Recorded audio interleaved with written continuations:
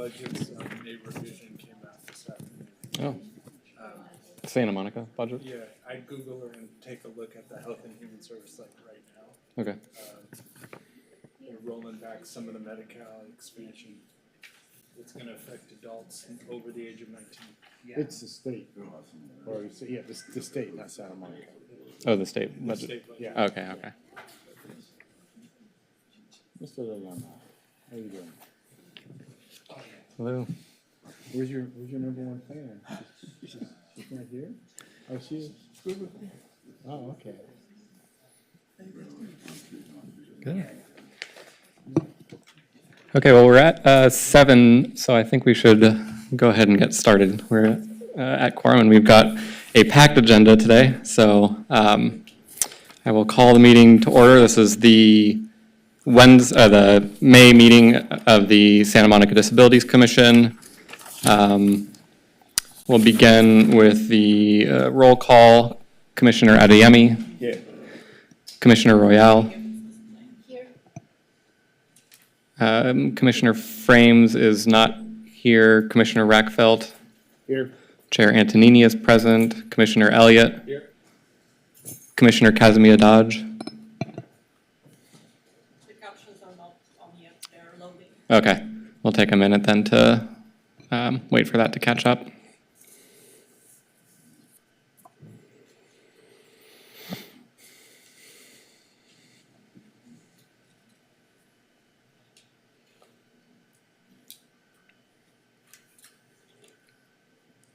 Okay, I think they're on, so if you could read the name again. Okay, Commissioner Kazimia Dodge. For a roll call. But where's it written? Right there.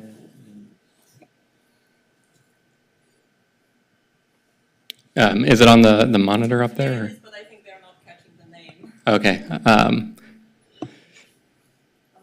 Oh, it's on the monitor. Good. okay. Commissioner Kazimia Dodge, that's KOSMEYA-DODGE.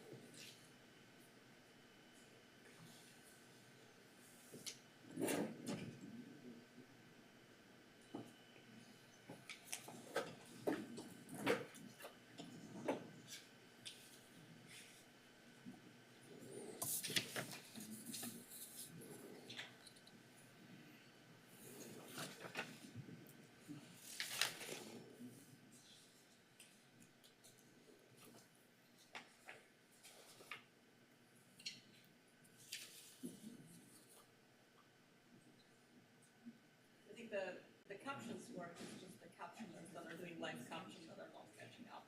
That's the action here. Okay, do we just need to wait another minute or so? Okay. Joe, you control the mic, so. I think I have that. Yeah, it says you're in charge. So we need to use the cue feature if you want to talk.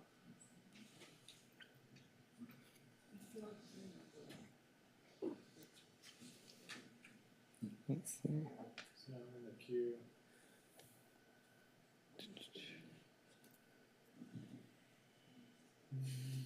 Would you call the name again, please? Okay, it's Commissioner Kazimia Dodge.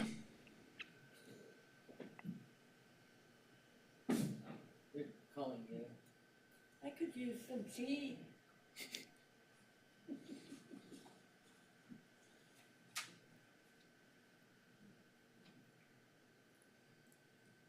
Oh, here.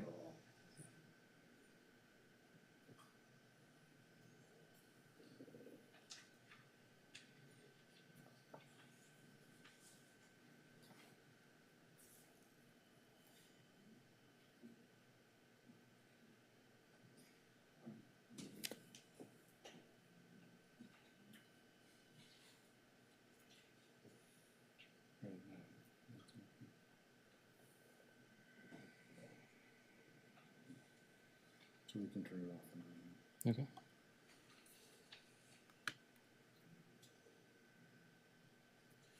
Oh, no.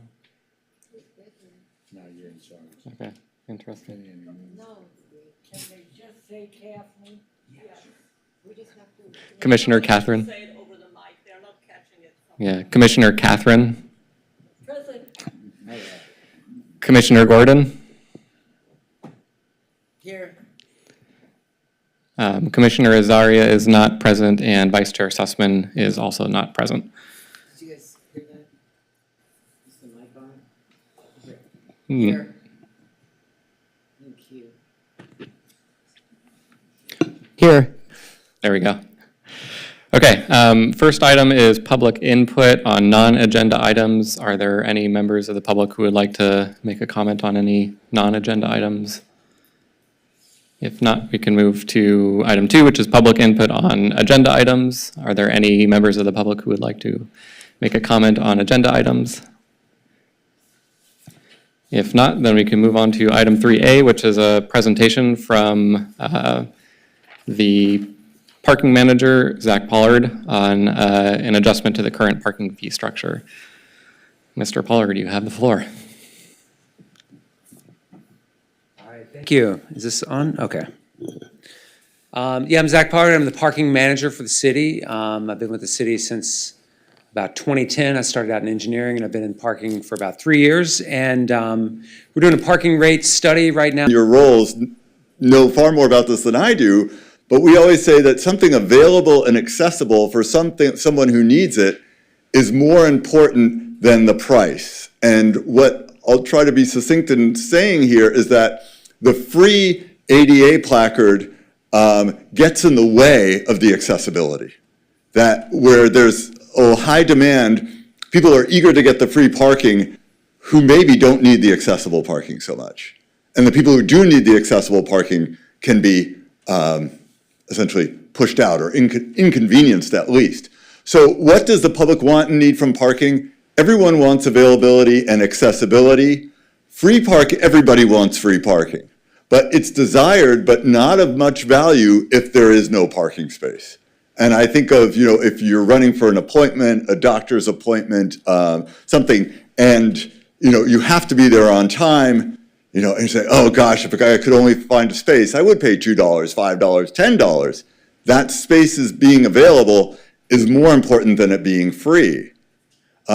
Just very quickly, the number one challenge that we find in operating and managing parking is keeping people who are parked for a long time out of spaces that are intended for short-term parkers. And I'll just mention the last time I was here, we were looking at ADA spaces at the bottom of the structures that did not have gates. This is, parking structures 1 through 6. And clearly that was for shopping at the promenade, for visiting the promenade restaurants, but we found cars parking there for 48 to 72 hours. Clearly those people were not trying to gain access for their visit to the promenade, and that's part of the challenge. So what is most important, and we're saying in this case for people with disabilities, parking for people with disabilities, accessibility more than free parking. Our goal is to support the accessibility. So I mentioned policies vary quite a bit. Santa Monica beaches, your parking is free for someone with an ADA placard. There are county beaches, there's state beaches. Will Rogers is free only on non-holidays and weekdays, off-season. In other words, when it gets really crowded at the beaches, they charge for ADA parking. When there's plenty of availability, they don't, which is interesting because that's when you want the turnover, that's when it's crowded. And you're not trying to exclude people when it's not as crowded. Malibu Pier Lot, we saw $15. LA County, what is that? At Venice, free only on non-holiday weekdays. So that's similar, I think, to the county. Manhattan Beach, it's free. Huntington Beach, what do they do? It's $10 for someone with an ADA placard, $15 without. So it's a discount, but it's not free. And then Zach will talk a little bit more about this. Their oversized vehicle ordinance is tied to the price of a parking space. So if you have an ADA placard, you still pay, but you pay a little less.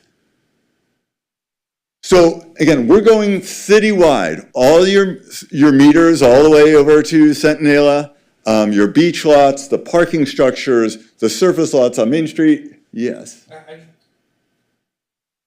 Sorry, I just have a quick clarifying question. Yes. By ADA placard, you mean a disabled person parking placard? Yes. Okay, I just want to make that distinction because the ADA placard means something else. Does it? Okay, Okay. I apologize. Thank you. I was trying to abbreviate the word, but okay.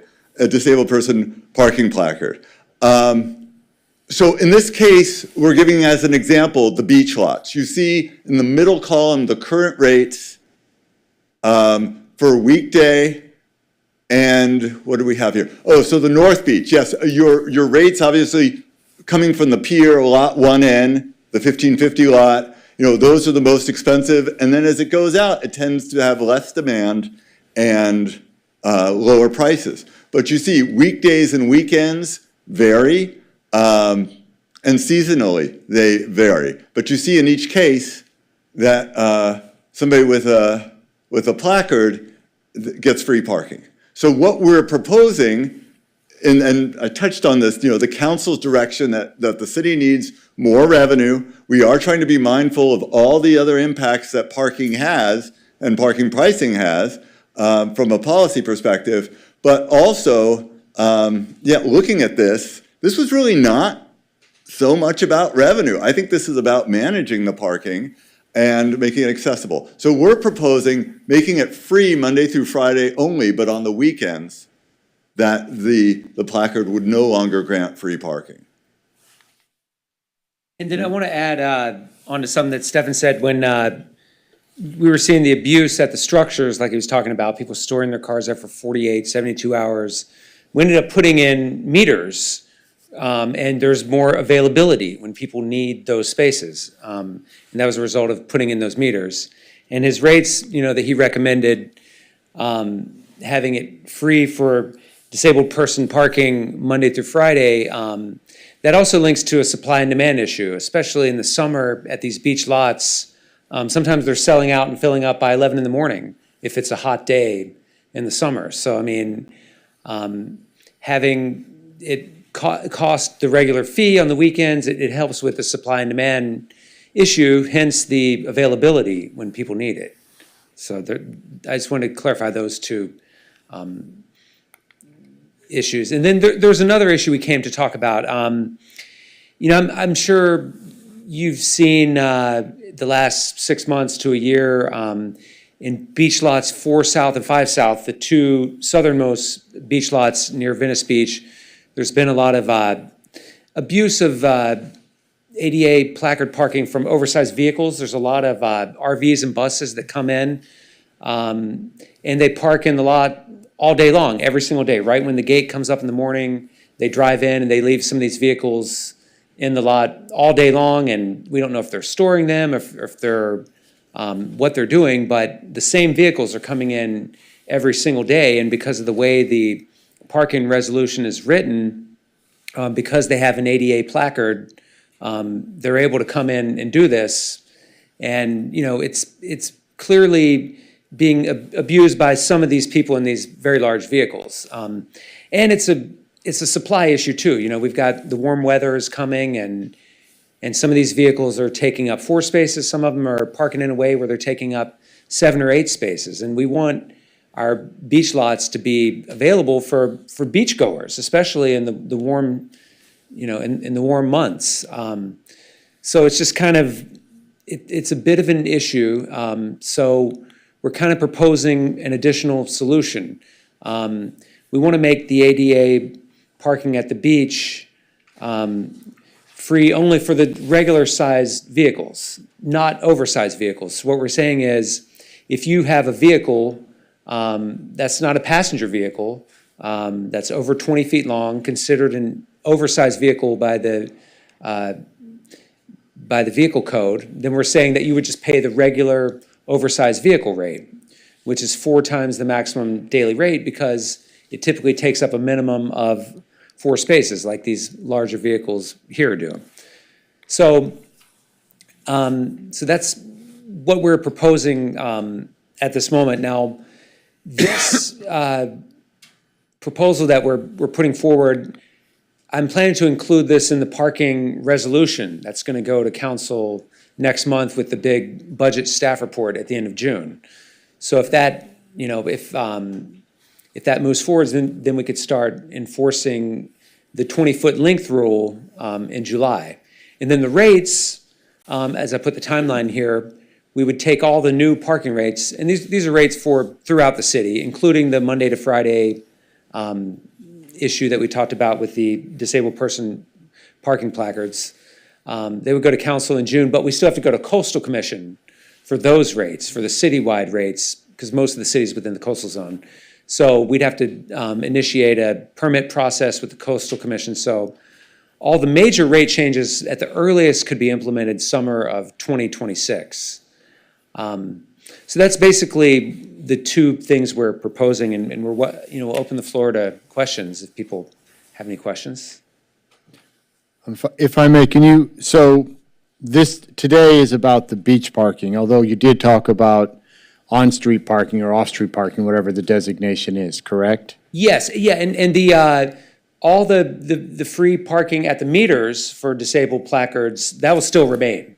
Okay. That's part of the vehicle code. And in the city lots, which you talked about, which, Yes. and I use with my son all the time, you pull in and they're right there. Yeah. That's not included in this discussion, or are there any proposed changes with that? Well, the surface lots, including the beach lots, we're proposing to let it remain free Monday through Friday for disabled placards, but charge on the weekends when they're the highest demand. Like the ones on Second Street, or are those the citywide structures? Oh, the structures will remain the same, Okay. yeah. So- They're still, as of now, you still have to pay for those. And when you refer to the coastal commission, that's still, that's referring to, we're talking about everything on the beach parking. Well, it's everything in the coastal zone, so it's everything, basically everything west of Lincoln is considered coastal zone. I Okay. mean, north of the highway, it's west of 4th Street. But the proposal is for beach parking. Yeah, These lots. and beach parking lots and surface lots. There's a few, like the Main Street lots, and the mid-city lots, and there's a few surface lots in downtown as well. And are there going to be proposals to change the rates there for those with a placard? Yes, it's for all of the surface lots. And it would only be a rate change for Saturdays and Sundays. So I'm just going, it could be mentioned, those on Second Street, for example, near the promenade, those would change at some point. Well, the ones on, you're talking about the structure. I'm talking about the structure, yeah, so it's the Oh, yeah, it's definitions okay. here, which I'm not really Oh, no, familiar with. it's okay. The large structures on Second Street, they would remain the same for ADA placards, disabled placards. Mm-hmm. Now, we are restructuring all the rates across the board for all parkers in the city, so we are proposing rate changes for the structures as well. But since this is the Disabilities Commission, we really want to focus on the changes. Right, for okay, the- so, yeah, so, okay, and I'm curious, what type of enforcement is typically done in the beach lots with large vehicles, which might seem like they're more or less staying there, they have to leave at night, right? There's no parking overnight. Yeah. What is the typical process that's done? Well, as of now, I mean, there's the rule of the lots being closed at night now, but if someone is using a disabled person placard, then the police really can't do any enforcement, unless they can determine that it's misuse of the placard. I mean, I don't know if anyone from PD wants to expand on that part of it. I have a question. Sure. Good evening. I'm Captain Villegas with Santa Monica Police Department, Special Operations. I oversee our parking enforcement. So the overnight is really where we get involved on the enforcement. So anyone that stays in that lot overnight is subject to citation and or towing out of the lots. During the day, the disabled placards right now, Margarita, correct me if I'm wrong, the disabled placards right now, they get free parking throughout the day. And so there's basically nothing that we can do during the day. Does that answer your question, sir? Yes, it does, and I'm just curious, how many the oversized vehicles, is there a lot typically? I don't know. I mean, I don't know what a lot is. That's a vague. It depends. During the summer, just this past summer, we were dealing with issues between lots 4 South and 5 South.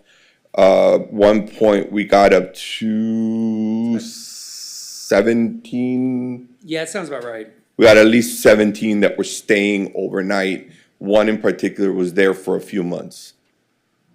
Yeah, and today we did a check today. There was 5 RVs, 3 buses, and 4 of the RVs and 1 of the buses were ADA. That's in the furthest south lot. And then in the second to the south, 4S, there were 2 RVs with 1 ADA placard. So it is I get a lot of complaints about people are saying it looks like a RV storage lot.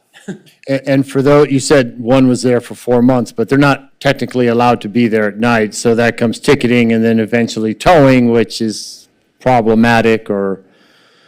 Very problematic, and some of those unfortunately were resistant to the citations, curbing the behavior. Thank you. I think Commissioner Elliott, you were next in the queue.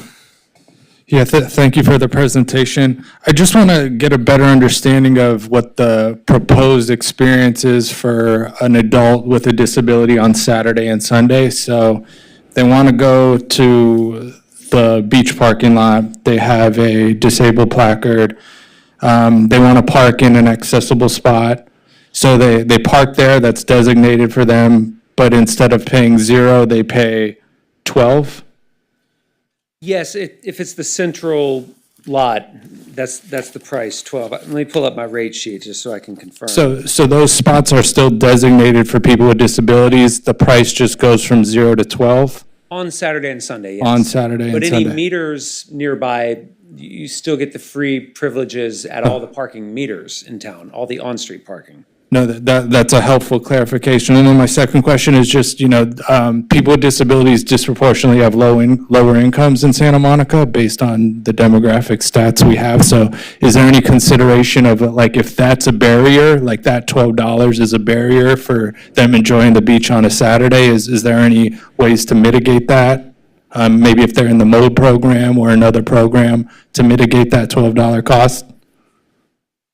I'm not familiar with the MODE program, but I mean, there would be the meter option as well. And then there are also beach parking permits that anyone can get that are relatively cheap. They're $155 per year for beach parking. And then there's anyone over 62, you can get a senior beach parking permit, and that's $25 for a whole year. Those could be used as well. So, I mean, there are other options. Then there's hourly lots at the beach. Near the pier, 1 South is hourly. At 5 and 4 South, there are hourly lots as well. So there are cheaper options if you don't want to do the flat rate parking.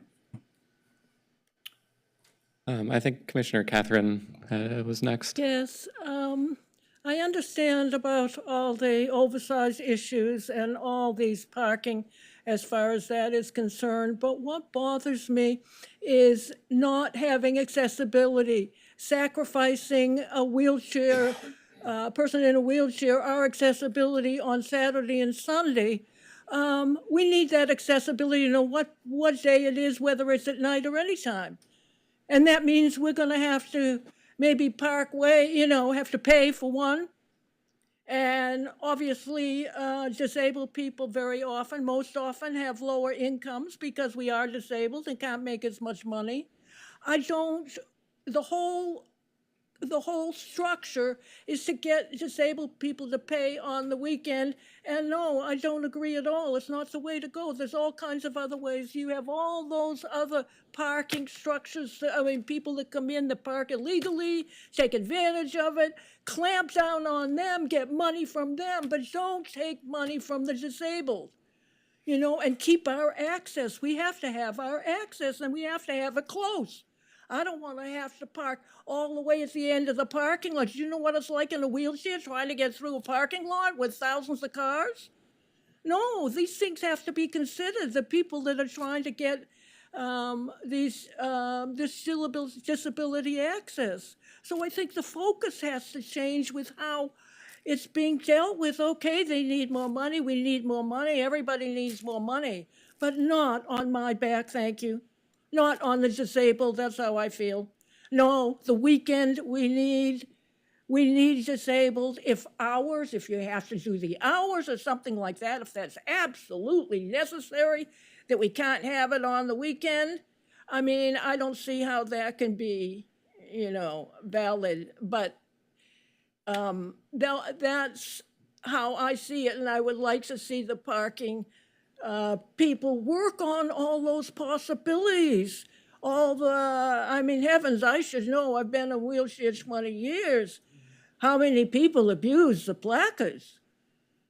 But there are ways to correct it. That's what I want to focus on, not to, just, okay, we're going to change all the parking and charge more money and do this. And I realize that you have to change it for a lot of things. But like I said, not on the backs of the disabled. Thank you. That's my opinion. Thank you, and we're, halfway through our public outreach, so we're doing this because we want to hear people's opinions, so we appreciate that. And I know PD, when they find that there is disabled placard abuse, they do ticket those people, and they write quite a few of those tickets every year, so they are on the lookout for placard abuse.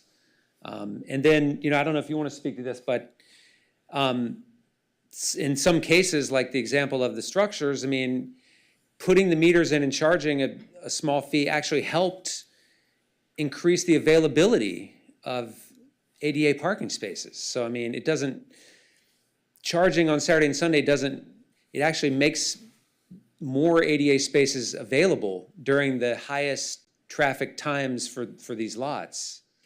So I just want to address those three things. I think Commissioner, oh, sorry. Yeah, go.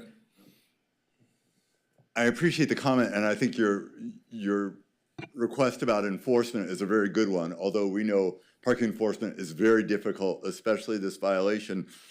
I would just say that the distance that you travel, say, all the way from the other side of the parking lot, you're more likely to have that happen when a space is free, because you have so many people, for all sorts of reasons, abusing the permit or not, using the spaces because it's free. And we want to make it accessible. So we think there is it's inversely proportional, that if the cheaper you make it, and we see this with parking all the time, the more everybody tries to grab onto it, and even when they're not entitled to it. I think Commissioner Royale, you had a question? Yes, thank you very much for your presentation, and I have lots of questions. Okay. And I support the opinion of my colleagues that imposing fee on disabled residents on weekend, it will create really negative impact. First of all, and your examples, which you kind of referring to, for example, Will Rogers Beach, Malibu Pier, etc., those are beaches which is kind of distance from the city. City of Santa Monica incorporate with those beaches area. So we are residing here. And there is different type of residents, including disabled children whose parents working whole week and able to take them to the beaches only on weekend time. And now you're saying they have to pay extra for kids to enjoy beach area. It's kind of not really clear yet.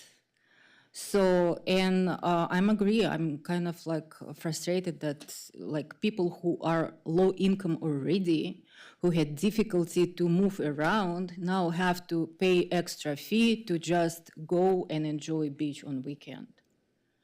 So that's the one thing. Another thing is RV, buses, etc. First of all, as best of my knowledge, I know we have 72 hours ordinance. If the vehicle parked at the same spots longer than 72 hours, they should be removed. I never seen anything, I'm sorry guys, like who works for parking enforcement, I never see a single vehicle in Santa Monica issue a ticket or removed from the street if that vehicle stayed there like 72 hours and longer. So that's the one thing. Another thing is placards and license plate for disabled person. It's issued to person, not to vehicle. So you cannot restrict a disabled person which vehicle that person can operate at the moment. They can operate sedan, they can operate SUV, they can operate RV. So at that point, it's kind of like, as I see from my perspective, you creating some sort of like discrimination issue, and I think city will kind of like see the consequences. So you discriminating disabled person on the basis what vehicle they operating. So I don't know if you guys had consulted any sort of legal advisor. But so far, I think there is lots of issue can be kind of like talk about. And yes, we do have really kind of bad issue with those handicap placards. People using advantage everywhere, beach, street, parking structure, apartment building, like everywhere. And I think to fix the issue, the solution should be like go to root cause and fix there. If needed, like file some motion with officials and ask them to reconsider some sort of section of a written already like vehicle code or whatever. So instead of putting like extra charge on disabled people and ask them to pay on the weekend. That's my opinion. So, thank you.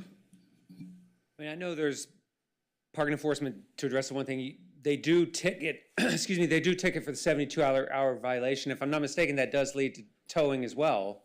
I mean, I know there's lots of cases where that does happen. Okay, yeah.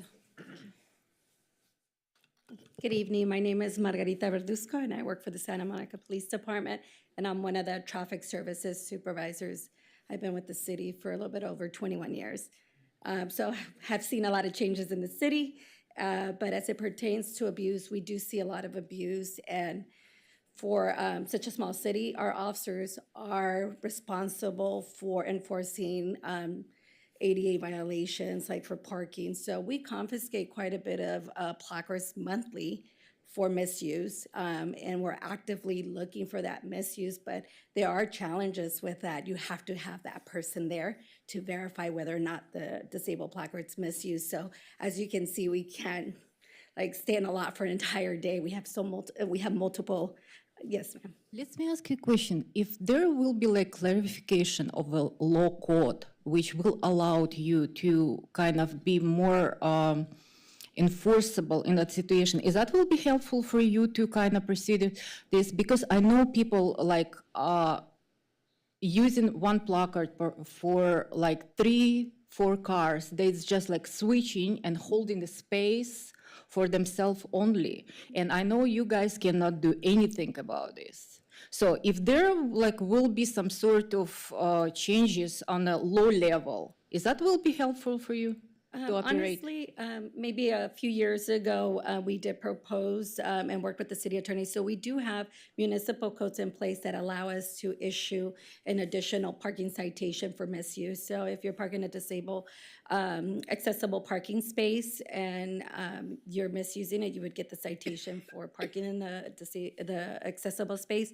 plus a misuse citation. So the fine is quite hefty when you're misusing an accessible parking space. So that is something that we did propose and that we are enforcing for. So we did propose that, and it does help, but it's just we do see a lot of abuse out there. You proposed, and what happens with that?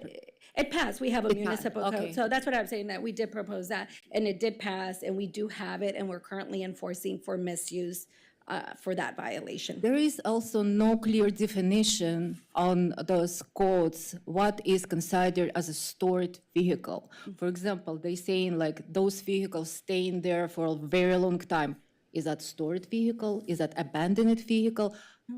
It's Some no people- clear definition on this. Hopefully I can clarify that. So storing and abandoned, I guess it can be seen as similar. You can in the sense of what we're discussing. So in the city, there is an ordinance that prohibits a vehicle from staying in the same location without moving within a 72-hour period. And we mark quite a few vehicles. We get quite an amount of complaints, and it's probably one of the service calls that we go out to many times. So although, maybe it's not seen, it's something that we actively enforce, and we do tow for those vehicles that stay. Like I said, sometimes it's challenging when you have somebody in the car and maybe they don't want to leave, where enforcement becomes a little tricky in that sense. But I just want to assure you that we do enforce for that municipal code actively, and we do tow for those instances. And in Santa Monica, it's kind of, those 72 hours works for any street or only highway and a big road?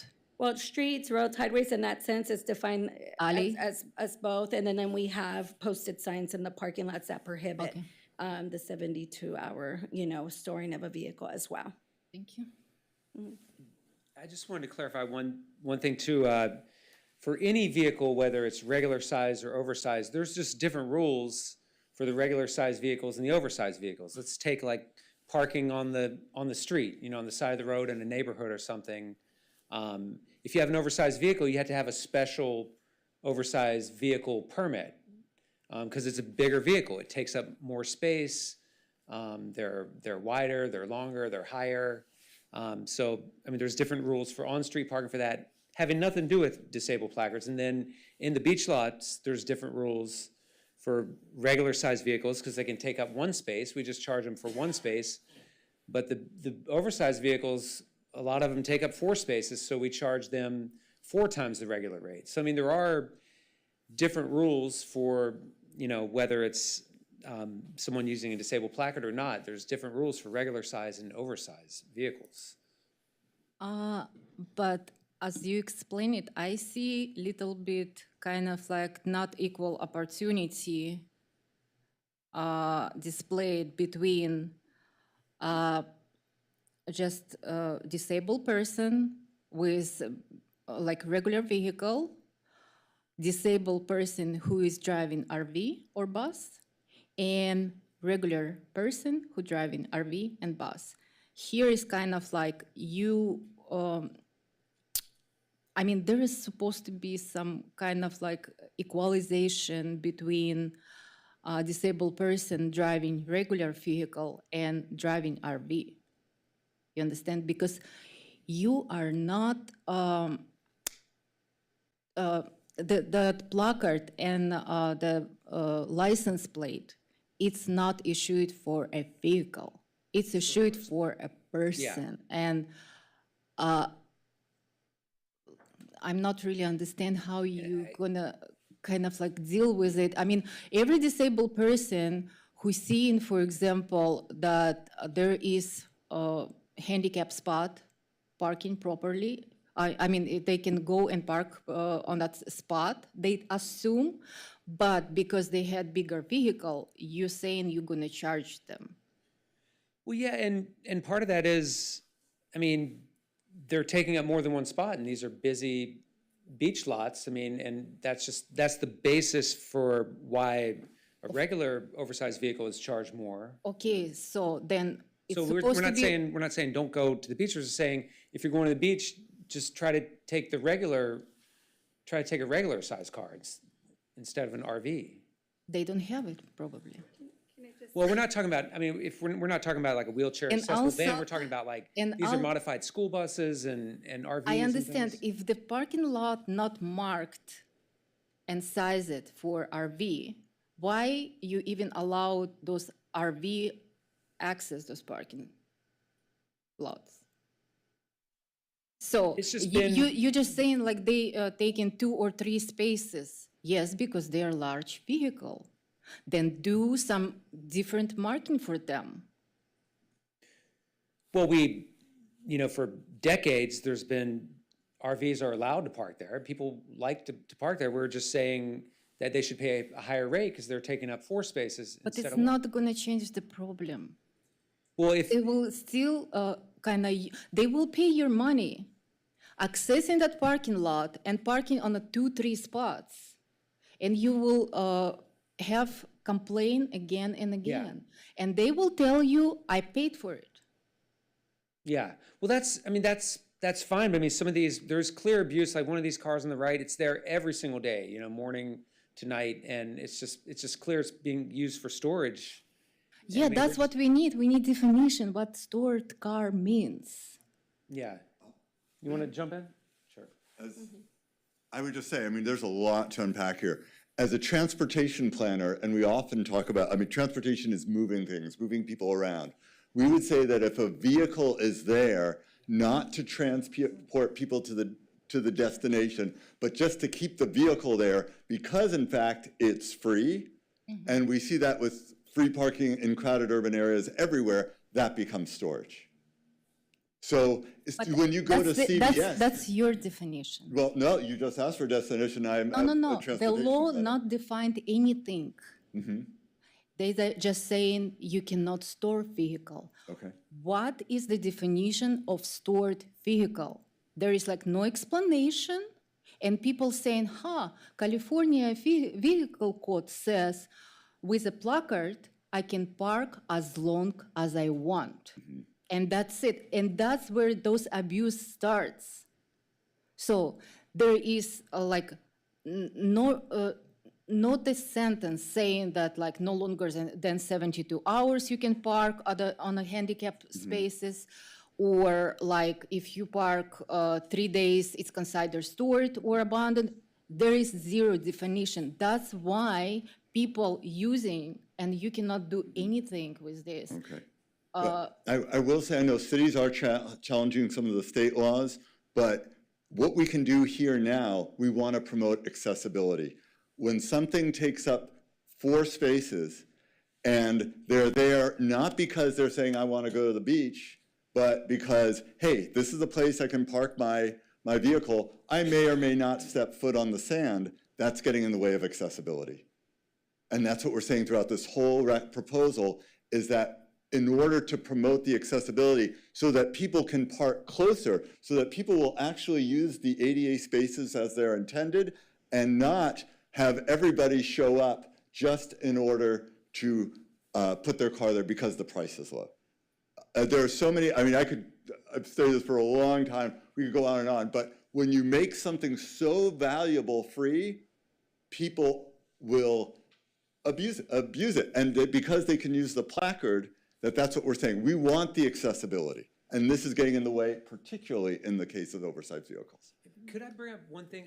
Because we're bringing, none of this is set in stone yet. Like I said, we're doing our public outreach, getting opinions, and Commissioner Elliott brought up like a discounted pass for people with ADA placards. Yeah, but I probably wanna- something like a city permit for residents who is like living in Santa Monica, have disability, probably some sort of like city permit, and they can go.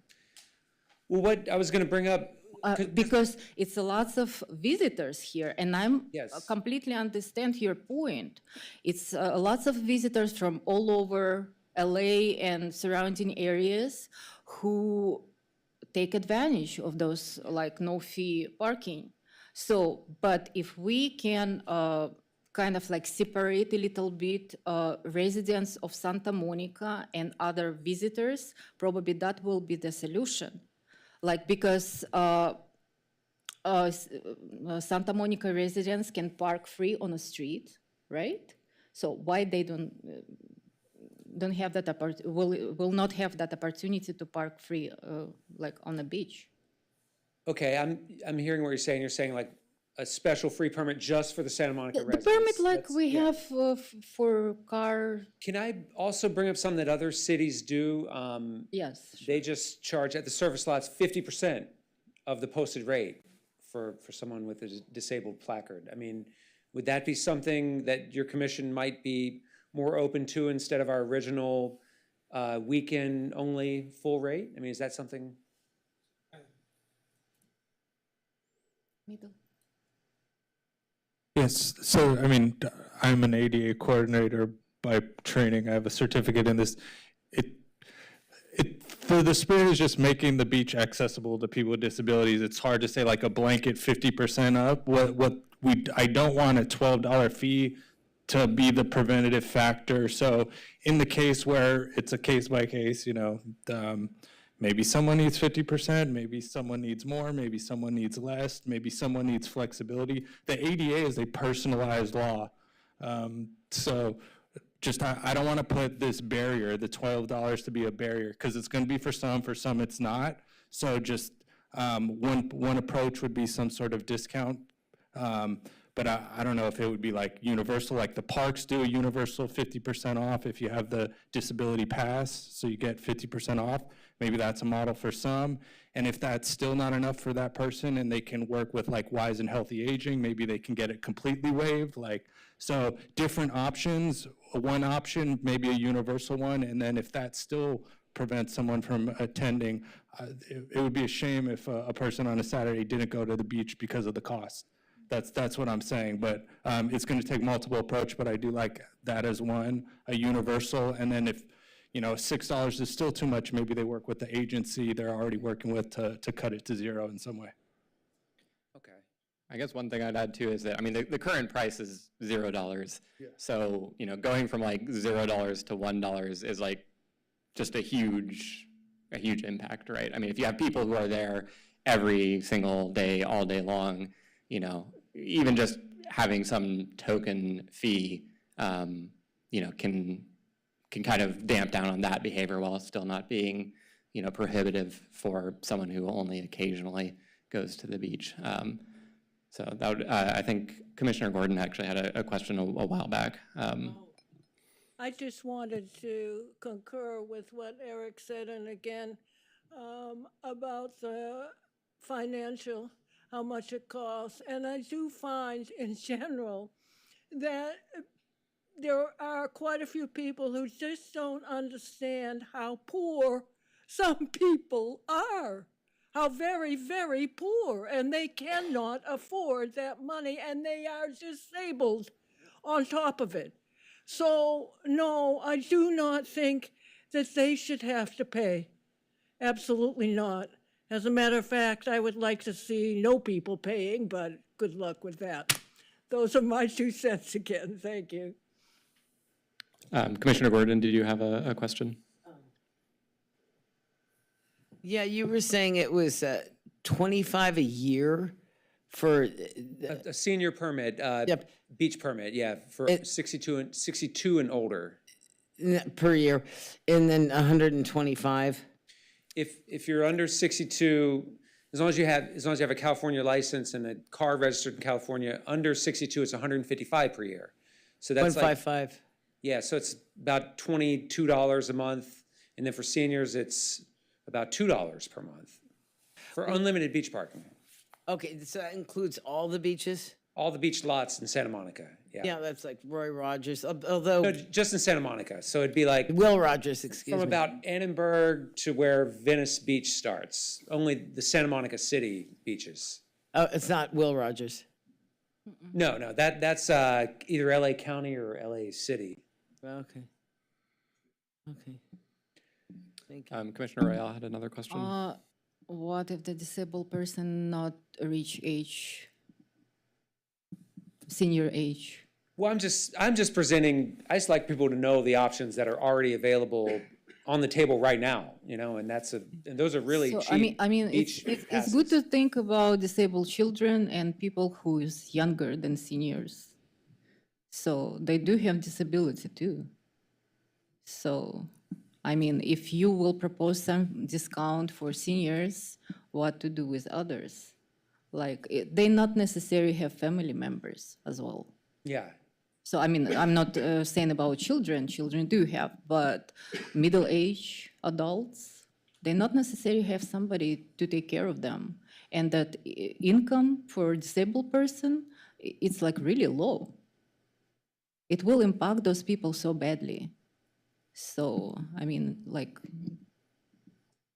I think. Commissioner Adeyemi had a question, and then also we still have two more presentations, so I think we should maybe wrap it up after this. Yes, indeed. I was trying to say that $25 a year for senior, 62 and over, is a fair deal until Commissioner Kosmaier said that that's high, and I agree. Because somebody who hasn't been paying to pay $25, that's a jump. Even if it's $25, that's a jump. Secondly, we're looking for solutions here, right?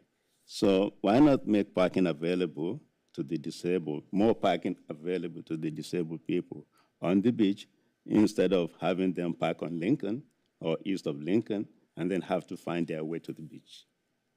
I think that's double taxation, if you agree with me. Well, I mean, I'm not sure what you're talking about with Lincoln exactly. Well, at some point you mentioned parking east of Lincoln to the beach. Oh, yeah, I was just saying that any changes to anything west of Lincoln, we'd have to go to a coastal commission process. It's like an outside permit that we'd have to get from another agency. That's all I was saying with that.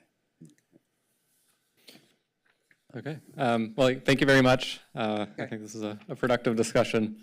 Yes, thank you. I appreciate all the input, and we will take, we're doing this to get people's opinions, and we're taking everything into consideration. Thank you. Thank you. Thank you. So the next item we have is 3B, presentation and discussion related to the Santa Monica Bridge Program, a diversion program led by the City Attorney's Office in partnership with Exodus Recovery and the Santa Monica Police Department. This is a presentation from Jenna Grigsby, the Chief Deputy City Attorney. Hi, everybody.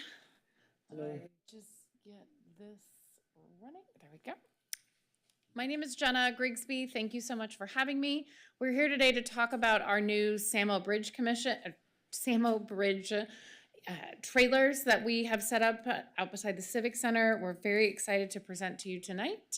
So we're just going to talk about the program, the eligibility, the location, how it affects those in the disabled community, as well as introduce you to our recovery program that helps with the services, and then some updates.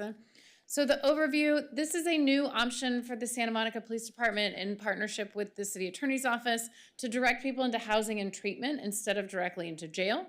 It is going to operate 24 hours a day, 7 days a week with services as well as a security officer on site. We're calling it a respite hub. It's really 2 trailers, one for staff and one for participants. They're going to serve 3 or 4 people at a time. So it's not your traditional shelter. These are Barca loungers that we set up in 2 rooms within the trailer so that folks can be there to take a rest and access the services that are available. We offer a snack, a nap, there's a restroom, there's a shower, and direct case management. It will serve adults only because that's what we do in the criminal unit at the City Attorney's Office. We do misdemeanor crimes only involving adults. They have to have a current or history of low-level misdemeanor offenses, and they have to be experiencing homelessness, showing signs of mental health or substance abuse issues. The disqualifying offenses are any serious or violent felony, a crime involving a child victim, and then anything requiring a sex registration. So the way that it's working is that law enforcement will make contact with the individual.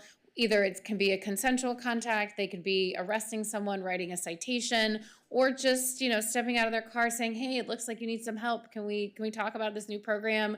And they run them for their background, their criminal history. If they have a qualifying arrest within the last 5 years, they can still qualify for Samo Bridge services.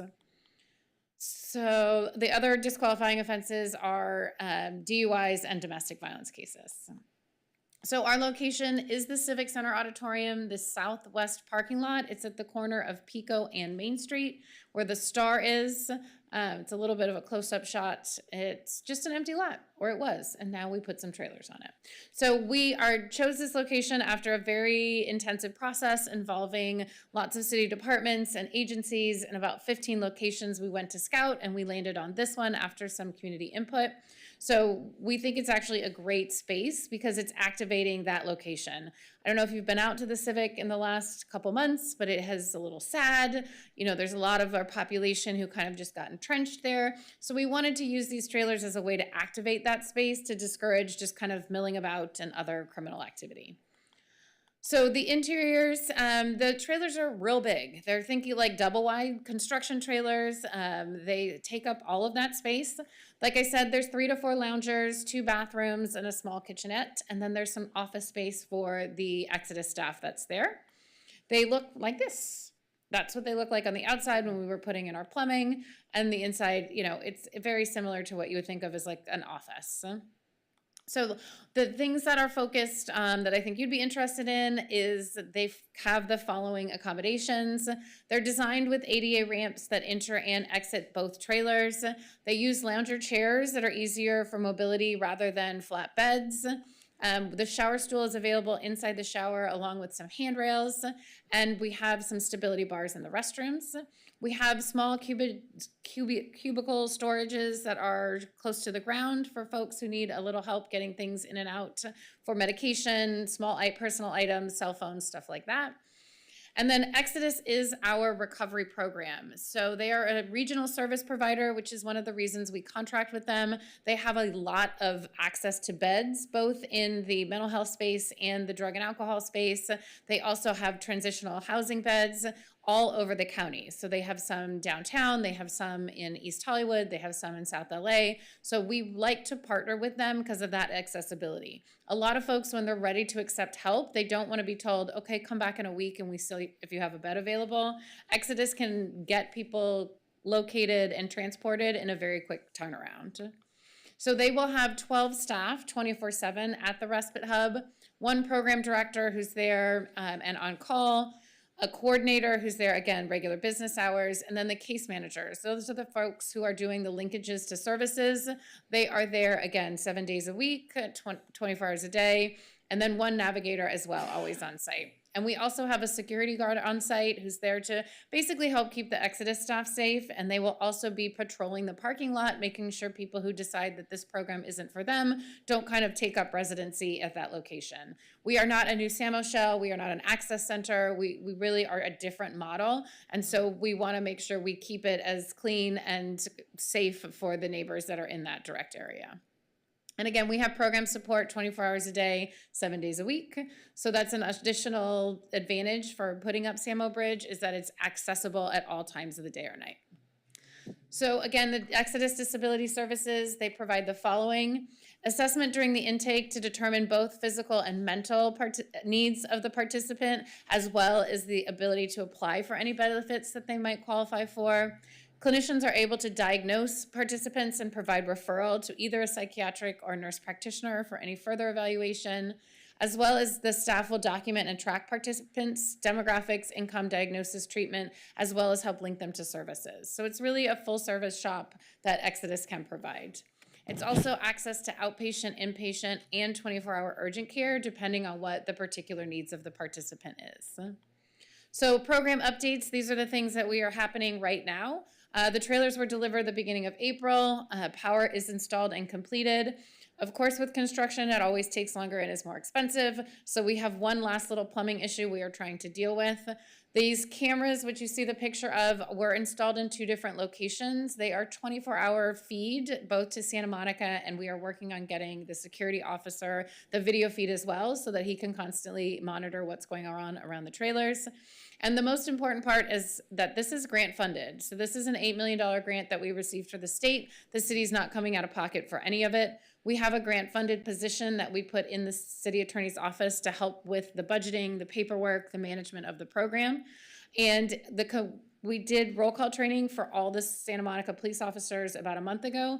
And then this week, we're actually doing roll call training at the trailers because it has to come with a law enforcement connection. So we really needed law enforcement to buy in, meaning, yes, you can still take people to jail. We put people in the jail all the time, but that's a cite and release, right? They're out of jail most of the times before the officers even finish the paperwork, and they can go continue criming wherever they were. So this is giving you an option to get them immediately placed in a location where they have access to services. They can come down off whatever they have ingested, have a nap, have a snack.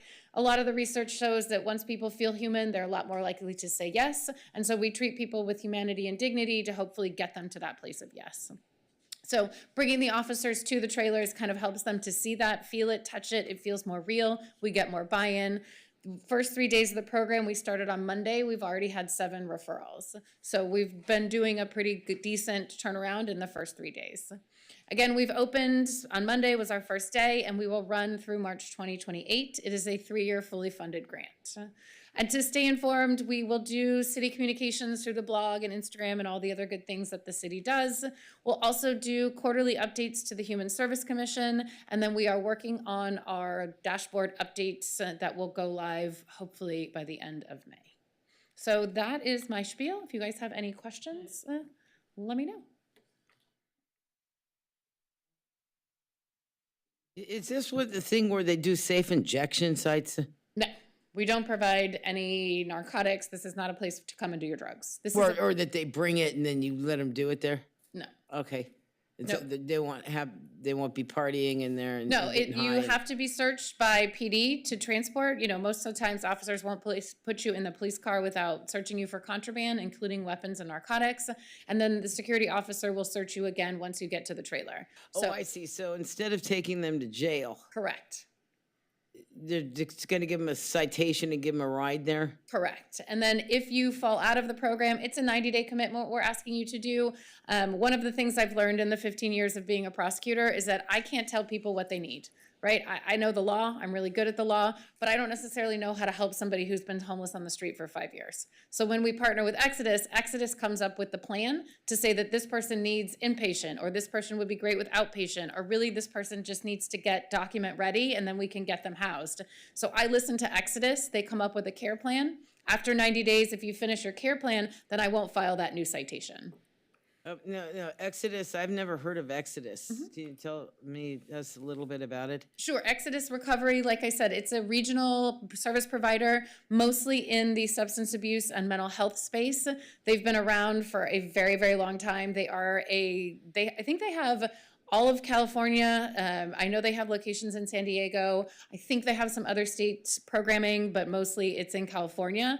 They operate, you may have heard of them, the UCCs, so the Crisis Center, a place where officers and hospitals can send folks in the middle of a 5150 type crisis. They've operated the UCC here on the west side in Culver City for years.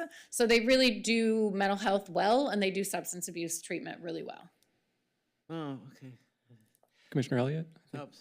Thank you for coming and letting us know about this program, and congratulations on the recent launch. Just 2 comments, one on the accommodations piece. One piece to focus on, I am a social worker by training. I worked at OPCC Access Center, and I think I've seen you at Homeless Community Court as well. You do look familiar. But the key piece is just the effective communication piece of the ADA, so making sure that the person you're serving is understanding the content or the information you're sharing. So that may be technology, that may be plain language, that may be software, that may be hardware. So that's the piece of the ADA accommodations is not just ramps and things. So it's hard to fit everything in one slide, but just want to emphasize the importance, particularly in mental health care, of effective communication. And then the second piece is I noticed this grant goes through 2028, and right now the whole state is having all those changes coming July 1, 2026. So I just want to you just launched, but make sure that there's the connection between this program and the larger continuum of care for behavioral health that's about to kick off July 1. So being in conversations with your county partners to make sure that connection from respite to Exodus, which is the legal entity provider, to substance abuse services, mental health, housing. Like, I don't want this to be a siloed thing for 3 years. And the $8 million.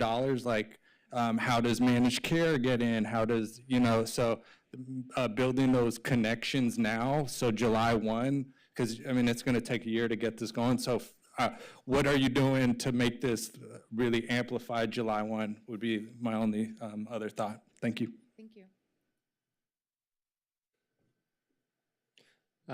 I guess just one other question I had, sort of tying into what Alex was saying, is this the grant runs out in 2028. I guess what metrics will you be tracking just to assess the success of the program so that, when the money does run out, how would you decide, like, okay, this was working really, really well, like we should try to make sure we can get the funding to extend this into the future, or what would it look like if you were to say, okay, actually this wasn't working as well as we had hoped? What metrics will you be tracking in that regard? One of the interesting things about this grant, it's from the Prop 47 money. I know everybody is very leery of Prop 47 because now we have Prop 36 and things might be changing, but this particular pot is kind of grant funded, guaranteed. So we feel good about the 3 years.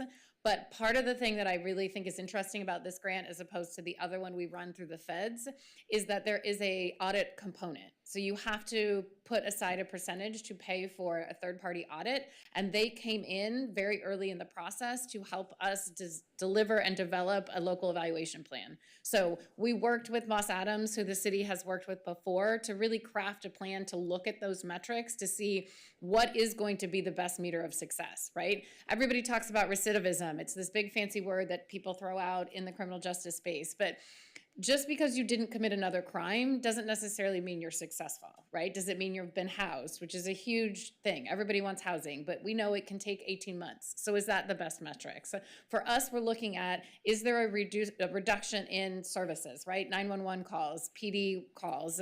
Is there a reduction in bench warrants? People are actually getting to court if their court cases are in other places because Exodus can transport them there. Are they able to access those social services? Do they now have benefits? Are they registered for Medicare, Medi-Cal, whatever it is that they qualify for? Those are the things that we think really affect change in terms of why people enter the criminal justice system, right? Typically, folks don't just say, I feel like criming today, right? Like, that's not really what happens. It's usually mental health, drugs, they're stealing food, they're, stealing necessities to live. Those are the things we want to really truly get at. And so those are the metrics that we're looking at. How can we provide a better access to the things that will provide long-term stability to some of these folks?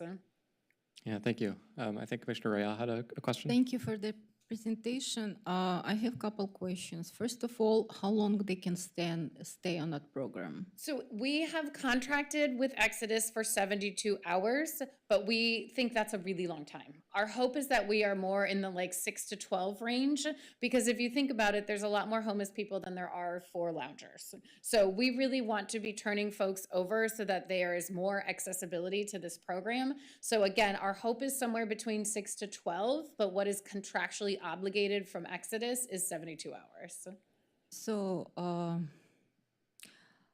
you will help them to apply for some benefits? Yes. Disability benefits when you apply, and most of those people don't have even ID. Correct. Social security, it can take forever. That is typically what we start with is ID, because most folks, again, if you're a transient population, you don't even remember what day it is, let alone where your social security card is. So one of the things we do with this case management is we help them to apply for their IDs, and we can make copies of them. We can keep them in the particular location. So if they do get lost or taken or stolen, they have a copy and they're not starting over. Again, we're not going to solve all the world's problems in 90 days. But the hope is that we have got enough of a stability, whether it's through the rehab, through medication, through whatever it is that gets you stable to stay indoors, that we can then work out 120 days, 180 days. Exodus is not going to just leave you after 90 days. They really built in this kind of long-term planning. And again, we have a couple other programs that we use Exodus with, and it's the same folks. So if you fall out of one, you're going to see the same case manager at Samo Bridge. If you fall out of Samo Bridge, you're going to see the same case manager at Step Court, and you build those relationships to do that long-term planning that can help access the things that do take a long time. You also will provide some sort of diagnosis. Do you partnering with some clinics or services? Is that Edelman or? So Exodus has the clinical staff on board and can make those referrals, but they also do connections, obviously, with DMH, with Venice Family Clinic, with TPC, right? The People Concern. we have to work smarter, not harder, and we have those resources here in the city and those connections in the city. So we love Exodus because they have beds at other places, and so we can get people out of the area where they're stealing and using drugs. But we also want to make sure that we're not just throwing out the baby with the bathwater, right? We know that we have Venice Family Clinic. We know that we have access to, Edelman, some of these other places. And so it's that partnership and that collaboration that we're trying to build off of that the city's actually pretty good at. Last question. Disqualifying offenses, why domestic violence not included? So DVs are typically your more violent cases, and they can be a What higher. about victims? I'm sorry? Victims. So the victims, again, this is for folks who have law enforcement or criminal justice backgrounds. And some victims do, right? There are some victims that we would be happy to help, but typically these are going to be the folks who have criminal cases. Okay, thank you. Thank you. Commissioner Elliott, I think you're next. Just to kind of tie it back to the having this link up to the larger continuum of care, so the state just came out with some of the data they're going to look at, so seeing where it syncs up or where you can map what you're collecting here. I know at a high level they're going to want to track an individual's journey to recovery, and then in some way they're going to want to track their living arrangements. So they may want to track, okay, on his or her journey to recovery, they had a 2-day living arrangement at Samo Bridge, then they went to transitional housing, and then they can tie their journey to recovery back to your program in a way that aligns with what the state is doing. That's where I think we have to get to in the next year so this can be sustainable. Yeah, I mean, I'm very interested in that kind of stuff as well, because I think the data-driven approach is really where we are. Everybody wants to know what the metrics, everybody wants to know the data. And I think being able to attach that to future funding is always helpful. So I'm happy to sit down and think that out. I don't know the answers to everything. Technically, I'm a lawyer. I just, social work and on TV, but I think it's really interesting to be able to say, what's the best way to do it? That's why I think it's great to come to these meetings, to go to the Human Services Commission, because I don't know everything. And if we have to pivot, we have to pivot. And if there's some other suggestion that somebody has that makes more sense, or somebody who's more tied into this particular community, I think that's why having these conversations are really helpful. Commissioner Royale? Sorry, the last one. I've seen a lot of participants of different programs who help with homelessness, and not many of them successful. What actually you think your program will make difference from others? So because we can start from not really qualified candidates working at those places. For example, like student who just finished school and had no experience, et cetera, et cetera. And from my view, it's hard to help people who are already on the street for 5 years if you're just out from the high school, and living with your parents. So do you will offer more experienced staff, and how it's different from other programs? So Exodus, actually, the folks who have been hired for Samo Bridge, most of them have some lived experience, and their qualifications are years of sobriety, not days, not a year, because they have that same philosophy, right? How can you help somebody else if you're still struggling, trying to get on your own 2 feet? And the other thing that I think it's really that the city attorney's office has done well is we do have our own version of continuum of care, right? So these are folks who are what we call the first intercept model. It's they're beginning their journey in the criminal justice system. But like I said, we know it takes, I think some of the data is 10 to 15 chances before somebody actually gets to a successful yes and a successful completion of rehab. So we give them this opportunity from first contact with law enforcement. Then we have step court, which is your case is already filed, but we still think you need that helping hand. If you fall out of step court, we have RDP. We just kind of work our way farther down the intercept models when it comes to misdemeanors, because the more touches you have, the more willing and likely this person is going to be to yes. And because we use Exodus for all of our programming, it's, Raymond can be like, oh, hey, Joe, I remember you from Samo Bridge. Looks like that didn't work out, but hey, you're here now in court. We got this other program. program. I remember we got you benefits, we got you this, we got you that. And having that continuum, those same spaces who have those stories that they can relate to, I think that's what makes us successful in some of the other programming that we're hoping to bring to Samo Bridge. Thank you. Any other questions? Yeah, is this Samo Bridge, is it like the Samo Bridge where, I don't know if that's St. Joseph's, is that on, is that down Main Street? You know, past CVS, those Quonset hut things? It's Oh, called Bridge. no, you're talking about what used to be the shelter in Venice. That It's was called like, Bridge. yeah, that was like an LA City program. They had like a shelter right there on Main and Rose, or just after Rose on the right-hand side. Well, yeah, it's down, it's down a ways. Yeah, we are different. So we aren't a traditional shelter, right? You can't come to our trailers and stay for long periods of time until you get permanent housing. That's not the model that we're working with. This is a location for you to have a minute, take a breath, take a shower, get a snack, and then let's figure out where your next move is, so that we get you to some place where you can spend a couple days to get you into inpatient treatment, or get you that bed at a place that you can detox, right? So those are the kind of the things that we are going to do after Samo Bridge. I see, so it's not, and that doesn't exist there anymore? I think they closed it. I think they- they have transitioned out of most of the neighborhood type shelters.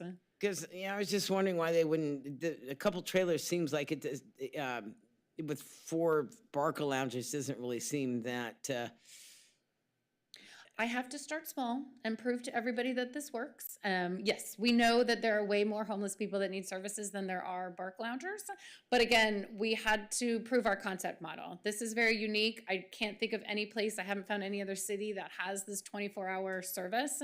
And so we wanted to start with something that was manageable, controllable, measurable. And then if we are successful with the data that shows that this is working, I think we can flex it out. But we have to start in a place that's manageable. so I guess you're taking 4 people at a time and they stay in the Barca lounges for 72 hours? At the most 72 hours. Our At the- hope is really 6 to 12. Then you see if you could get them into like Turning Point or wherever it is they have to, I mean, you get them into some sort of interim, like, Interim transitional beds, it's not most of our folks don't want to go into transitional congregate shelters, right? That's just not what people are interested in saying yes to right now. So the Exodus team has, think of them as like sober livings. So they're actual houses with rooms that have 2 people, 3 people in a room, with their own kitchen, laundry, stuff like that. It's not a traditional shelter where you've got 40 or 50 people. so they don't have an exit date. In what sense? Well, when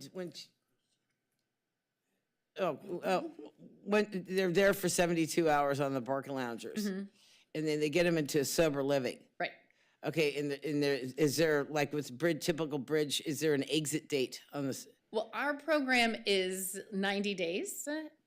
We know that 90 days is not going to get most people sober. They need more than that. And Exodus will continue to work with them. So there's no clear exit date saying you have to get out by, 90 days. It's more that our program, our kind of carrot and stick approach will be a 90-day program. Well, it sounds like an exit date from the. Well, it's not exit and like they're going to kick you out of wherever you're living. It's more like you will graduate from our program. Exodus will keep working with you as long as you need to.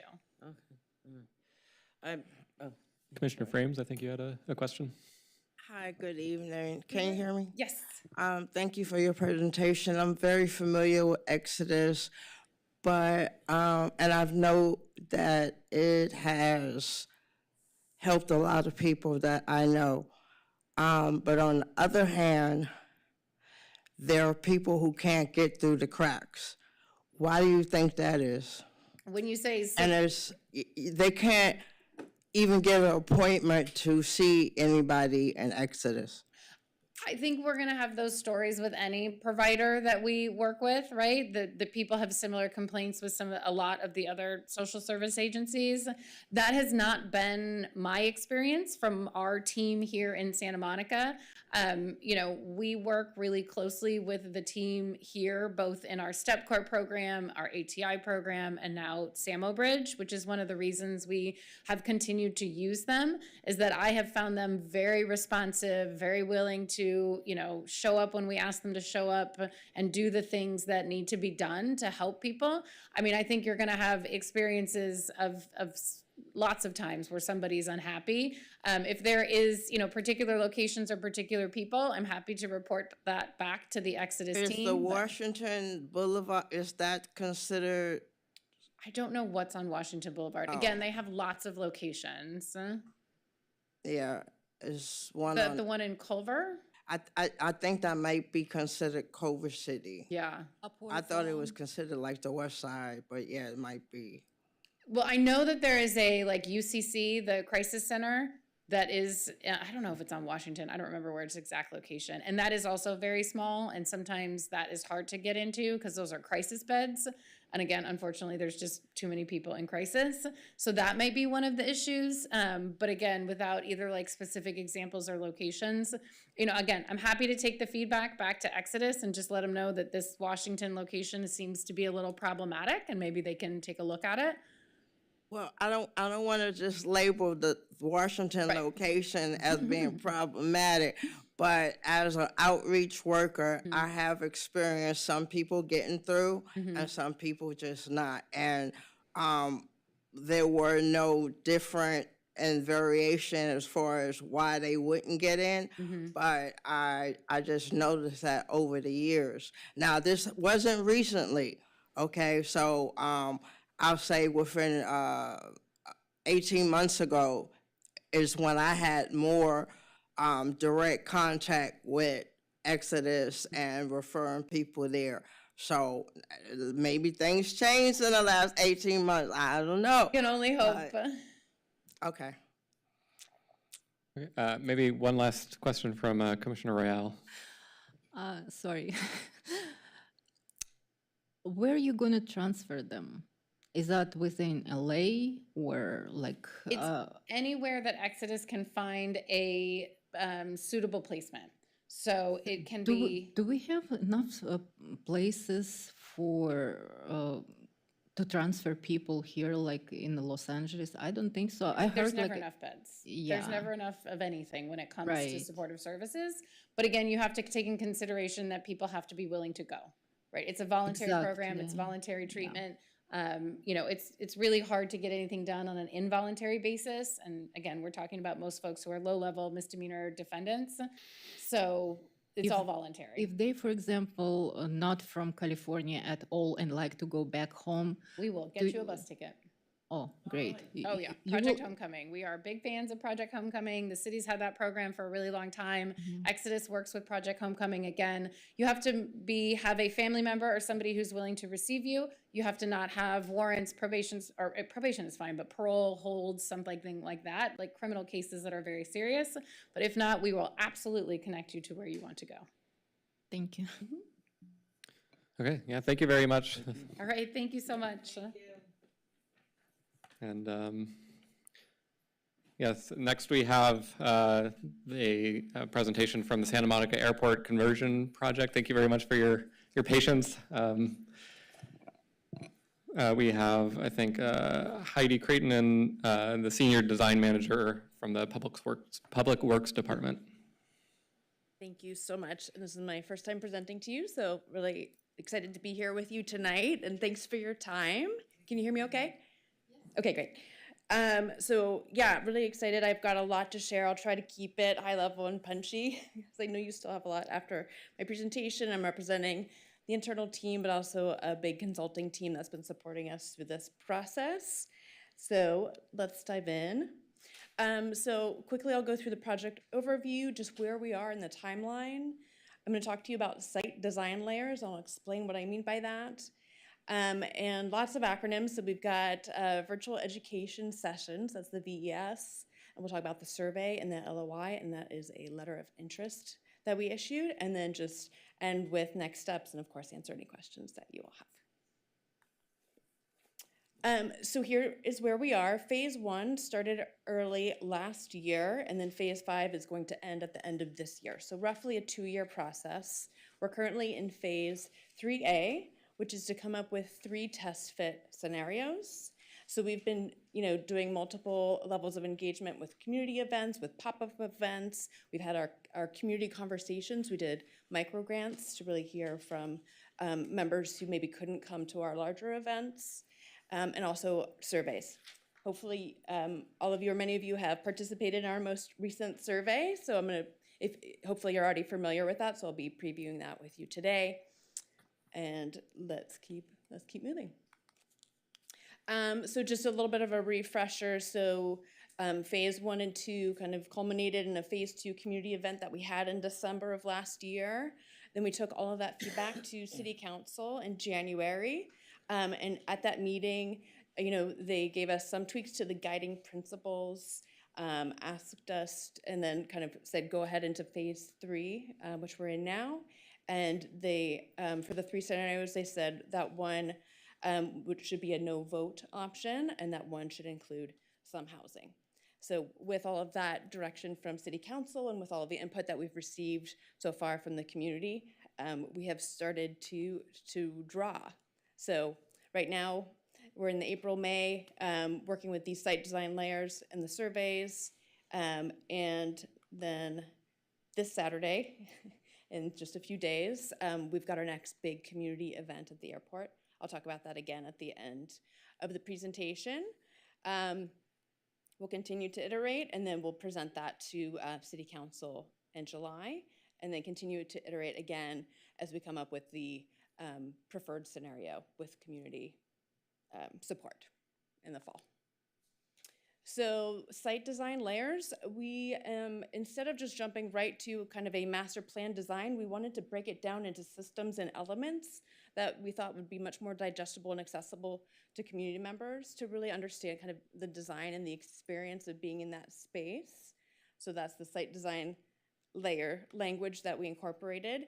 Those are based on, again, the community input from phases 1 and 2, the approved guiding principles, and then of course the City Council direction that we received. So here are the 6 layers, and I'll talk briefly about each of these 6 layers, but it's connectivity and mobility, water and topography, ecology and passive uses, active park uses, housing, and then revenue generation.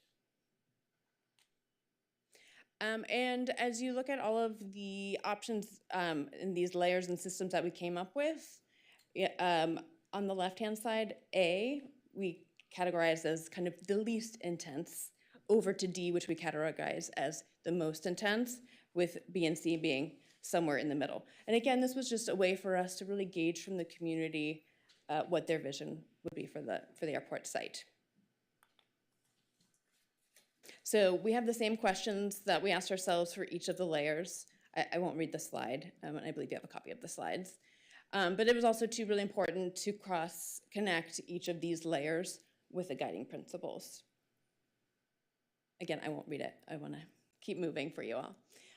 In all of our thinking, right, thinking about the broader connectivity, where the major roads, where the expo line is, bike accessibility, pedestrian accessibility, how people are going to get to the site. So here's an overview of the first layer, connectivity and mobility. So again, A, least intense, D, most intense. And then on the next slide, so what we were asking in the survey was really, what kind of a pedestrian experience do you want to have? Do you want to have something that's maybe very reminiscent of the existing runway? Do you want to have something that's really curving through the whole site, or more of a loop, or more of an access with multiple secondary pathways? How many gateways or access points to the site do you want? Do you want less gateways or more gateways? And then also to, vehicular connectivity, any new connectivity. Obviously there's airport road going through the site, but Scheme B adds in one more access road for cars, C, a couple more, and then D, the most vehicular access. So we've got some great data from all of the surveys. I won't spoil anything because I want you all to come on Saturday to our event, and we'll share more on the day that we got back. Maybe one quick clarifying Yeah. question on that slide. Those like road designs, like are those like the actual proposed designs, or is it just schematic? Just, yes, very conceptual, very schematic, just to take the temperature of the community and what people would like to see for Gotcha, this thank before you. we dive into, getting a little bit more finer tip with our pencils. Getting into water and topography. Again, here's the cross-section with our guiding principles on that particular layer. And, the majority of the site does drain into the bay, so, water treatment is something that's very important on this project. Looking at topography, there are, if you're familiar with the site, there's a pretty significant drop-off on the west, and then there's a nice hill on the east. But there's only about a 60-foot drop kind of along that mile-long runway. But there's fantastic views of the ocean and of the mountains, so there's some really great ways to connect with the broader region when you're on this site. So again, A, least intense, D, most intense on water and topography. So for A, the approach would be, water would be pretty much just sustainable infrastructure and underground water, where B, maybe there would be a couple, water plazas or a rain garden or bioswales where water would be slightly visible, and then C is maybe more a couple small ponds with a stream meandering through the site, and then D is a larger expression of water on the site. Again, what would the community like to see here? How do they want to engage with water and topography on this site? But then with those, if we did dig to build a pond, smaller or bigger, then we've got that earth. So maybe we kind of can play with the topography and keep that earth on the site, and have more unique moments where maybe C is some smaller hills, and D, maybe there's a bigger hill because we dug up for a big pond. And so, A is less interaction to the most interaction with water on site. Getting into ecology and passive uses. Again, guiding principles. Being in Los Angeles, we're in a biodiversity hotspot here. Super special place, but I think that's probably why a lot of us live here, because it's so beautiful.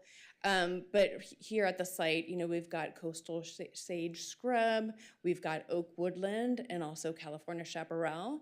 So really, really diverse palette to work with to really bring the ecology of the site and restore that.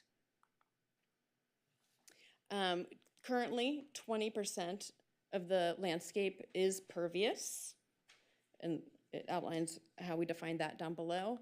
But that means that 80% is not pervious. So potential for some really good opportunity to make the site much more pervious than it is today. Looking at the surveys from phases 1 and 2, these are some of the top 50 uses that the community members have said they would like to have at the park. So I'll let you just scan those quickly. So bringing that into the ecology and passive use layers, again, A, least, D to most. So for this one, really how do we want that organized? Do we want something much more linear? Do we want more ribbons of ecology through the site? Do we want intersecting sections of ecology? Or do we really want more bold ecology that's really prevalent throughout the entire site? Getting to active park uses, again, here's the intersection with the guiding principles and that layer.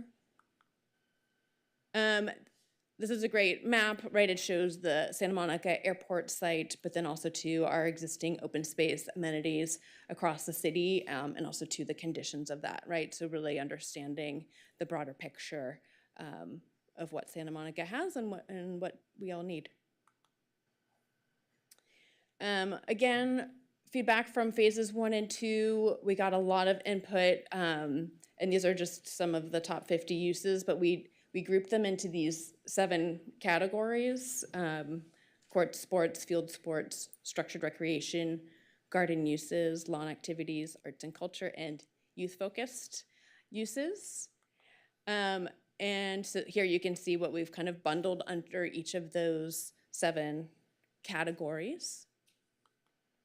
So here's active park uses layer, again, from least intense to most intense. And again, does the community want less active or do they want more active? How do they want that organized throughout the site? Is it more of a loop or is it more centered?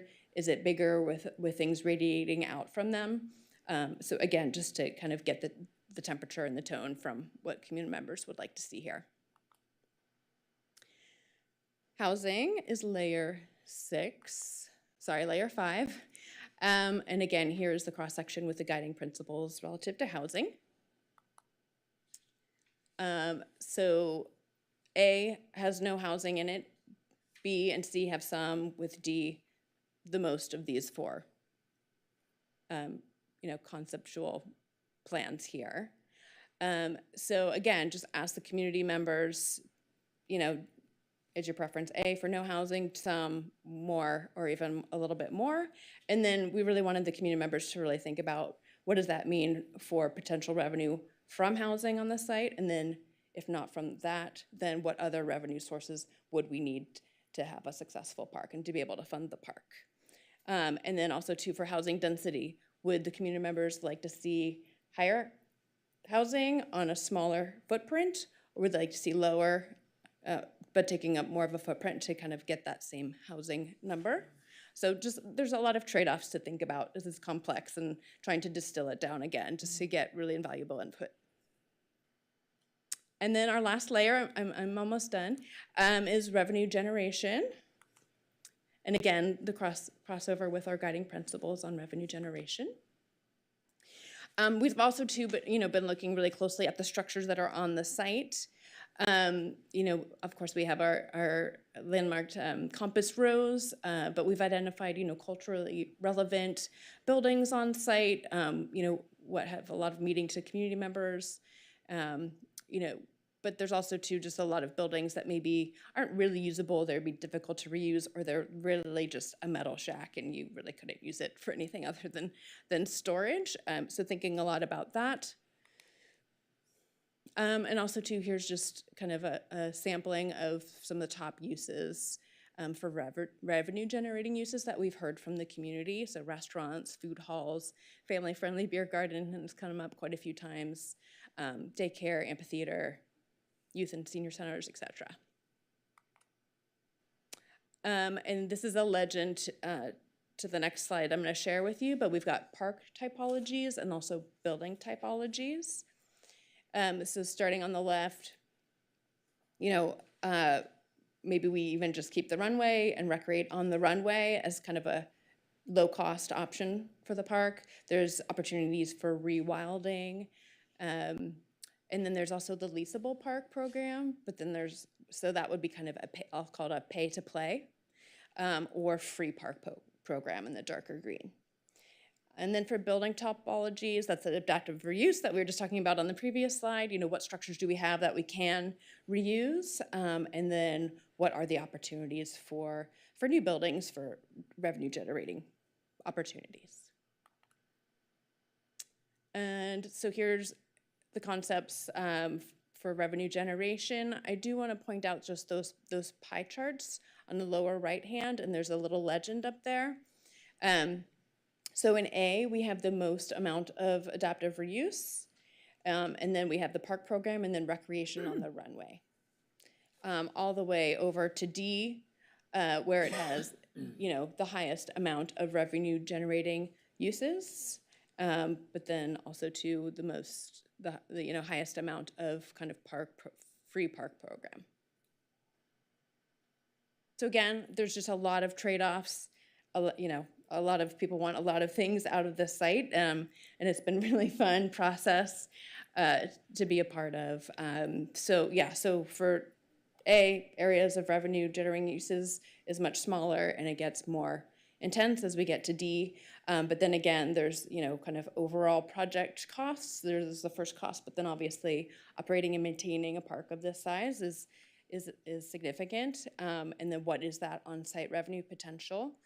And then what is the timeline, right? If where option A, it's much more publicly funded and would probably take longer to fund versus towards D, where we have those revenue generating uses, more, of those private partners coming and working with us on the park, but getting a park faster. So again, taking the temperature of the community and better understanding what their desires are.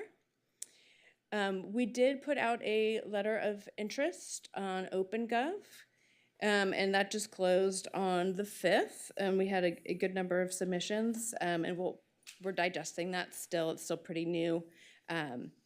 So we'll share more on those LOIs in the future, but that was really like a call for ideas and a call for partnerships in a way for those that are interested in doing something at the park to more formally submit. So we may put out an RFP down the road, but this was just great to kind of like get a flavor of what people are interested. We've got almost 192 acres here at the airport park. So we've got the space. What ideas do you have? What would you like to come do in Santa Monica? And then I think I just have 2 more slides for you. So again, this is just a summary of the time frame and where we are. So we're just kind of coming out of the site design layers into the 3 test fit scenarios, which on Saturday we will share with any of you that are able to join us. There will also be an online component if anyone can't be there in person. We're definitely thinking about accessibility as we go through this process. We will have 2 translators there to translate into Spanish if any of our community members need that. And then in July, we'll be putting the 3 test fit scenarios based on all the feedback that we get at the meeting on Saturday, and then present that to City Council. And this is just the graphic version of what I just shared with you. And that's it. Happy to answer any questions. Thank you very much. Commissioner Elliott. Just if everything follows the happy path, like at what point will we actually be able to go to the airport and see, experience it? Is it like 10 years, 5 years? It's a great question. So ultimately, we need to go through this process to submit to CEQA.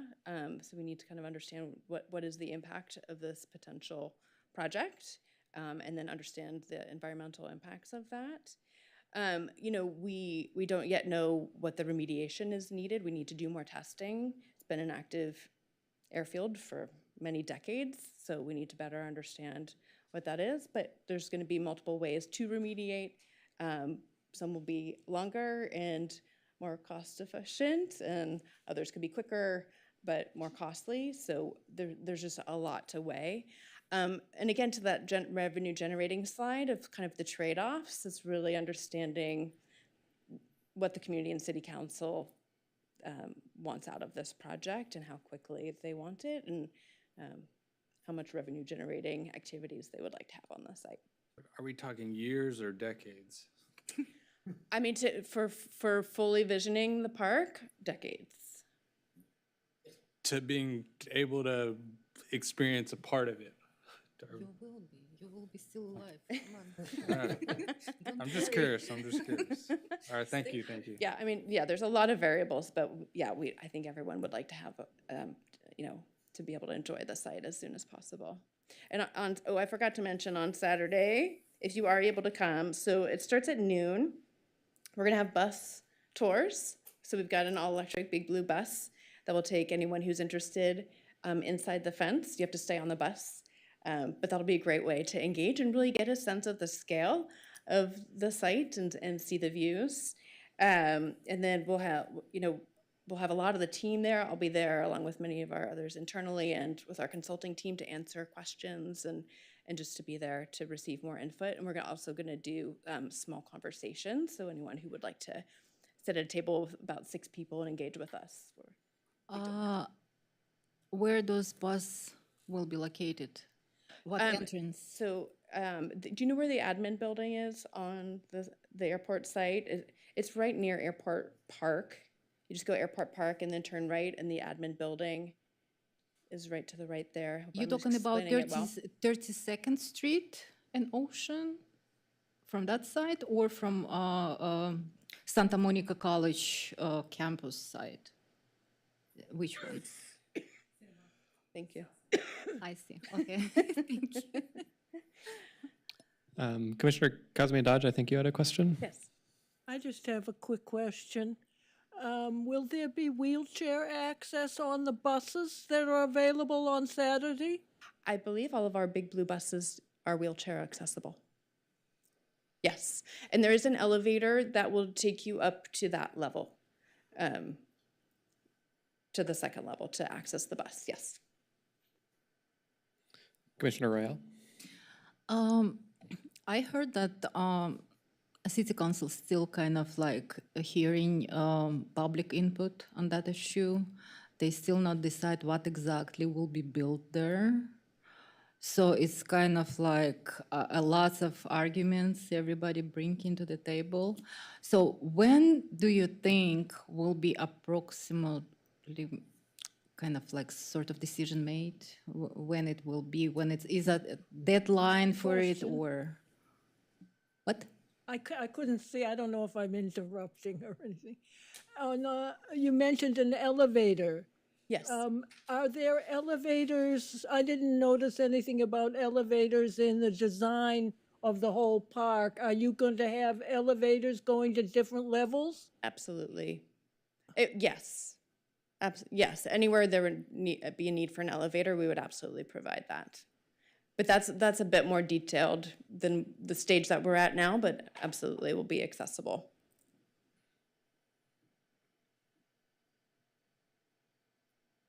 And to come back to your question. Yes. So we've been Deadline Yeah. We've been charged with coming up with a preferred scenario that has, approval from city council and community support And- by the end of this year. I'd like to know if there's going to be routes you can get to can you have access without going on an elevator is basically what I'm trying to say. So To the project site? Or the community event on Saturday? I want it to be accessible without, that you can get to it without taking an elevator. You can get to parts of it. The workshop and the events are on two different levels, so you could get to the lower level activities without getting on an elevator. But to get to the bus tour, I believe an elevator is needed. Oh, I meant anything, not just on Saturday. I meant for the whole okay. project, yeah. Oh, yeah, very definitely, I meant that. Yes, yes, we will have. So that all areas that needed an elevator would also have another access ramp, whatever. Absolutely. Great, thank you. That's consoling. So I would like to continue. Since we're replacing airport, which kind of like generate already some sort of revenue, is there any sort of preferential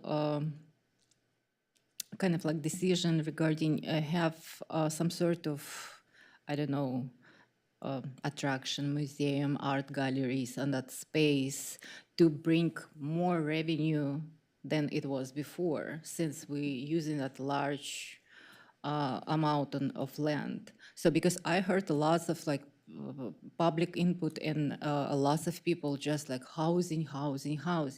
Okay, so we can build houses all over. So, but like how to bring more money to the city, right? So would you consider something like I don't know, Getty Museum here or something like this?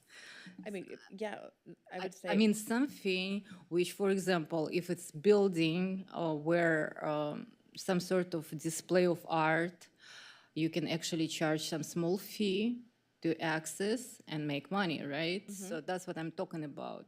I understand like shopping mall, etc., but we have already Third Street Promenade, which is kind of like not doing really good. Yeah, and we've got a lot of artists leasing space there. Yeah, a lot of the leases extend into like 2035 even, I think our SNAP lease. So we absolutely honor those leases and encourage people to be leasing space and generating revenue for the city yeah, in the buildings that are currently leased or feasible for leasing. And yeah, the freeze event that happens annually, you know, it's It will wildly continue popular. to come in?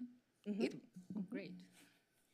Maybe one clarifying question for me. I guess, like, you know, if you build housing there, you know, that will, you know, generate revenue in terms of property taxes, but then other kinds of use cases, like, you know, a restaurant or food court or whatever, will also generate revenue. I mean, I guess what's the different kind of scale of the revenue that these different uses would have? Like, you know, how much revenue would, you know, some of these uses bring in versus housing?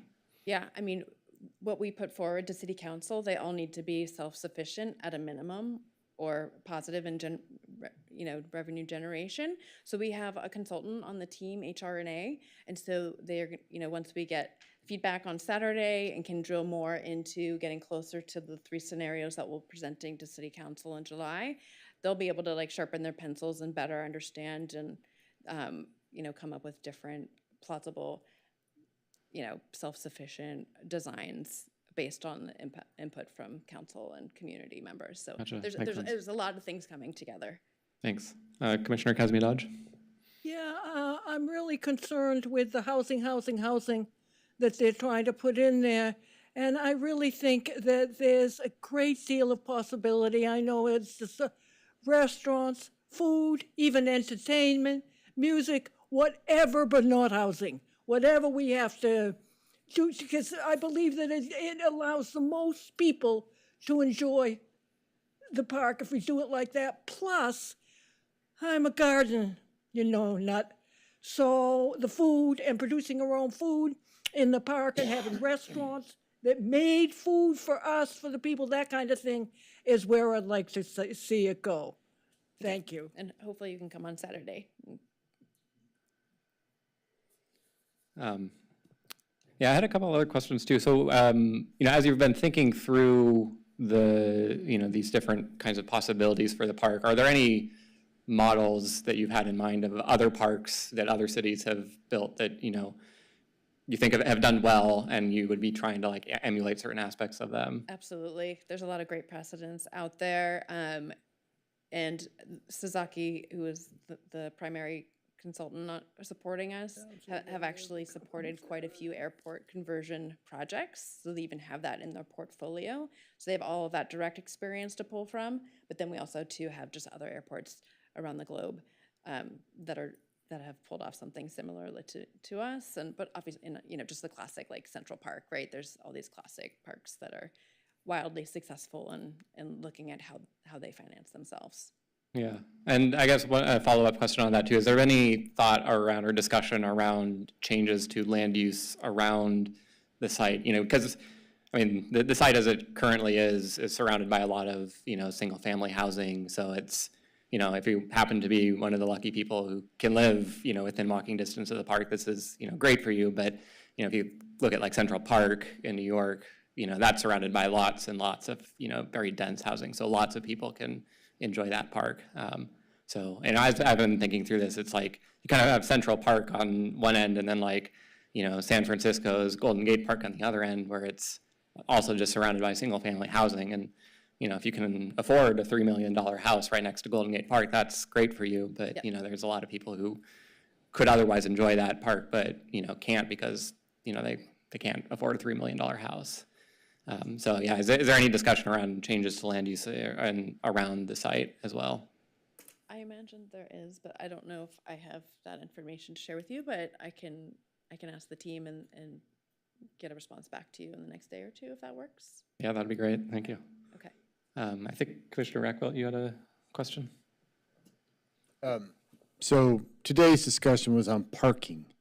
How much consideration has been given to parking so we can plan multiple access points and also avoid storage by whatever definition? Perfect.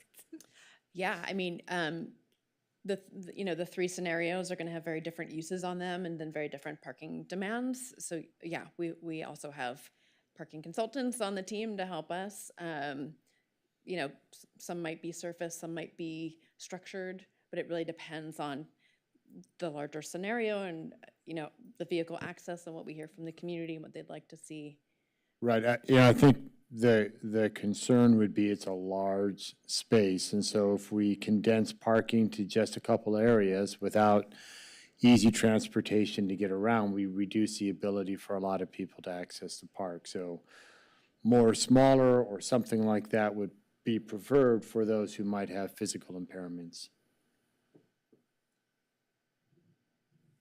Commissioner Royale? I just like to add, Santa Monica is remarkable city. Everybody knows, and I would like to see something, and I mean not only me, probably others too, see something like unique and remarkable, which will be attracting more people to Santa Monica because, like so far, Santa Monica Pier, Promenade, that's it. So we don't have that many kind of like unique attraction. And also my question is, do you plan to kind of attract some, I don't know, big investors, international investors to do, or you kind of like think a little bit smaller? These are great questions. Amongst the team, we were talking about this as a 500-year park. So it's like, oh, that's in 25. So how can we, have that really long-term vision and really innovate? So I think that spirit is with the team. I think the community too, right? So everyone loves this community so much, and this is such an incredible opportunity and space that we have. Yeah. But I think we need to really hear from the community on Saturday, and we've heard from them from the survey that we did and from City Council, and really get direction on kind of how much investment. Yeah, and what will be built. Be desired. Yeah. Yeah. Okay, thank you. I wish you best of luck with that project. Thank you. Commissioner Elliott? I just really like that last comment that this is going to be a 500-year park. So just balancing recency bias and thinking about the future of accessibility. I'm hoping in 21, 25, we're not using, the same type of wheelchairs, assistive technologies. So you guys have a tough job of balancing like what's now, but also having and don't get us too entrenched in the now and balance the future of accessibility. And just a reminder, if the digital components have to be accessible as well. So that's it, thank you. Commissioner Adeyemi? Yes. The airport and the park around it is on 25th Street. I live on 25th Street. I imagine how is this project going to affect the park that we use every day? And the park that you use, is that Clover Park? The Ocean Park, yeah, Ocean Park Park. Ocean Park Park? How will it affect the Yes. use of Ocean Park? Yes. Can you help me with that one? Cloverfield, is it Cloverfield Park? Is it called Cloverfield Park? Yeah, there's not gonna be a fence or a line. The park will really be. Okay, because integrated. currently we have a fence around the park. Yes. Yeah, we would like to definitely blur those lines. Thank you. Okay, well, thank you very much, and thank you. Your time. Thank you for your patience in waiting to present. Yeah, appreciate you. Thank you. Good luck Saturday.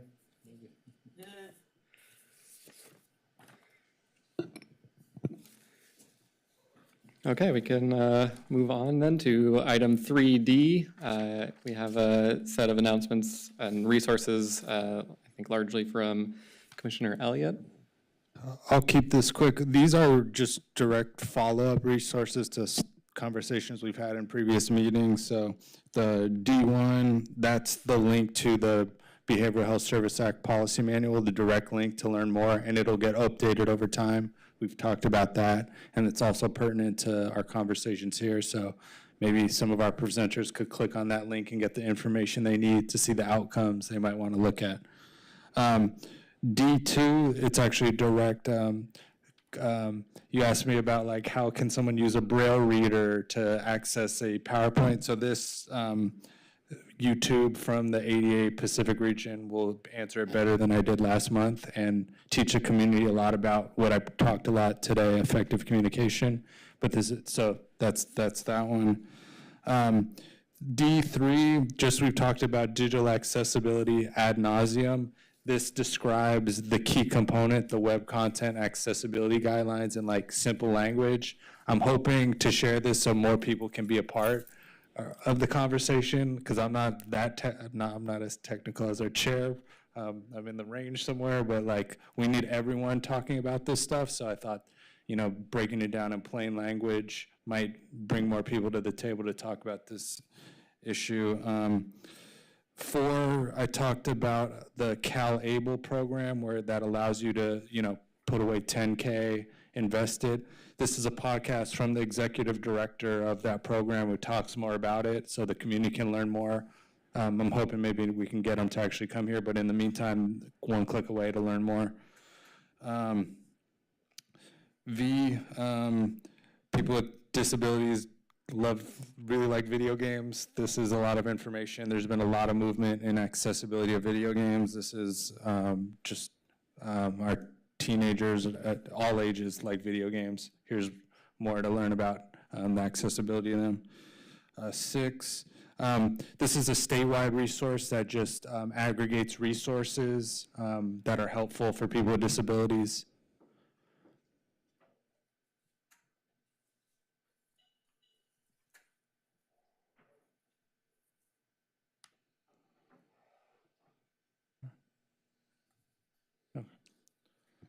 All right, I'll just keep it moving. Just aggregates resources across the state in one place. So it's a resource from the state of California. Same with 7, that's resources focused on finding like low-cost internet, low-cost broadband, low-cost devices. There was a affordable connectivity program that went away, but there's still this kind of search engine to find low-cost internet and devices, which is a major need. So that's a helpful resource. 8, mental health, just follow up. It's May is Mental Health Month. Just one click away from resources by topic from the Department of Mental Health. CalHope is the statewide effort. They have a mobile app, 2 mobile apps that are free, and they have a warm line. They have all sorts of stuff on this page, 2 free apps, warm line, and all sorts of resources by topic, free from the state. And then the third one's, there's a countywide effort of May is Mental Health Month's events going all over LA County. There's one at Santa Monica College that just happened, but there's events through the end of the month.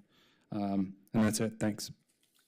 Thank you. And yeah, the next 2 items are from me. So one was something that I came across this as this new initiative, Caption with Intention. So this being, of course, the Hollywood Center of, film production. I thought it would be of some interest. So this is an open source initiative to improve the quality of captions for television and film that tries to incorporate more, emotional intent. So it's not just the words being printed on screen, but in kind of a more sort of systematic, rigorous way, they try to include, these other nuances that you get in speech in the captions. And then the last item here is this article that follows up on some of the consequences from the wildfires in January.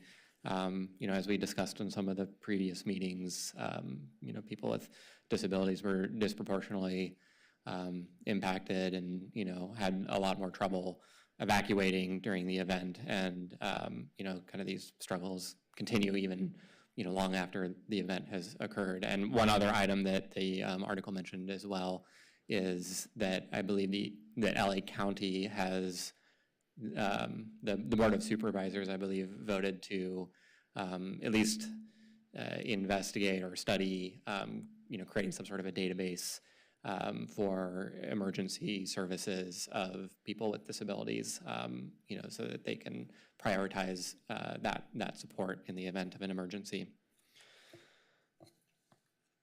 If there's no further comments, we can move on to 5A, the consent calendar. So we have to approve the April 9th minutes. I move to approve.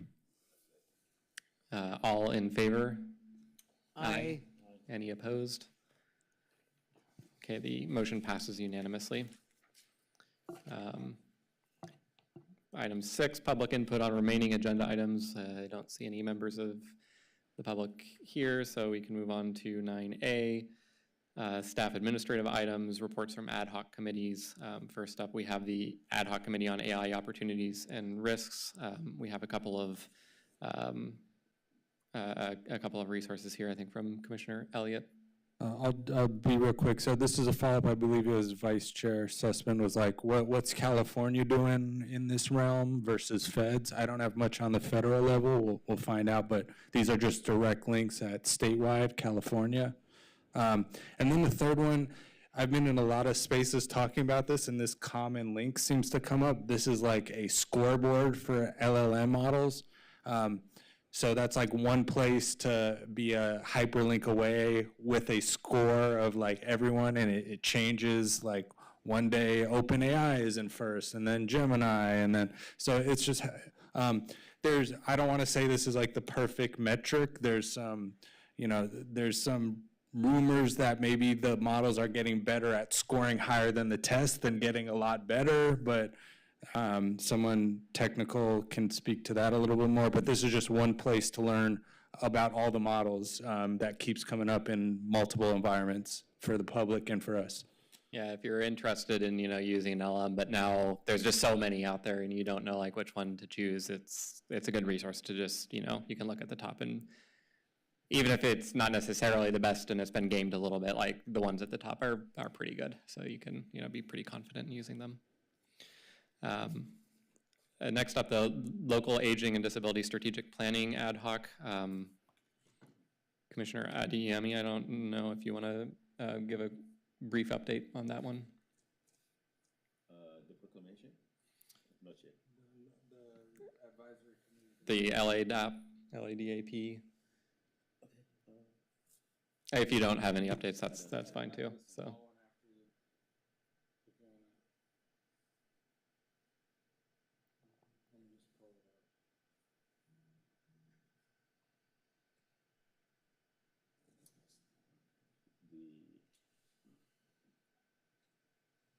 The aging and the disability strategic planning, yeah? Is that what we're talking about?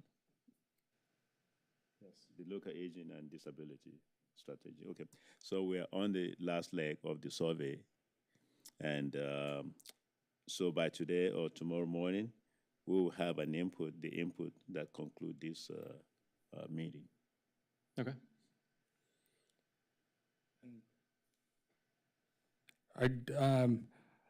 I know they're like starting to identify like measurable goals, and they've kind of consolidated all this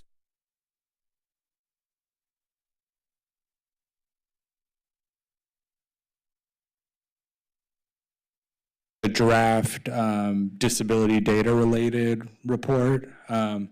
And I gave some specific recommendations for improvement that I just want to get on the record, because they were citing the census or the American Community Survey 2023 or 2022, which we've talked over and over how that's a low count.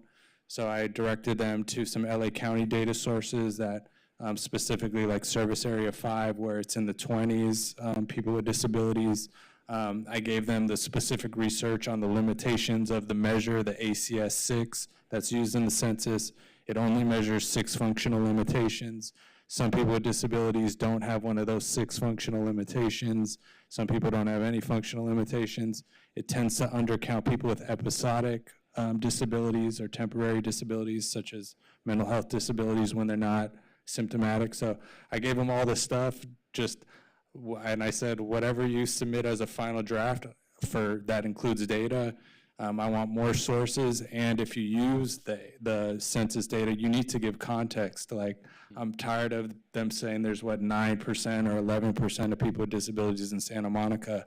I don't even want them to lead with that. Like, that's one source. There's other sources, and provide context in anything that gets turned in as a final report. You can't just lead with that and leave it without context. So they keep doing that. I've seen it at council meetings with consultants. That's that's not our baseline moving forward. So I just want to get that on the record. Thank you.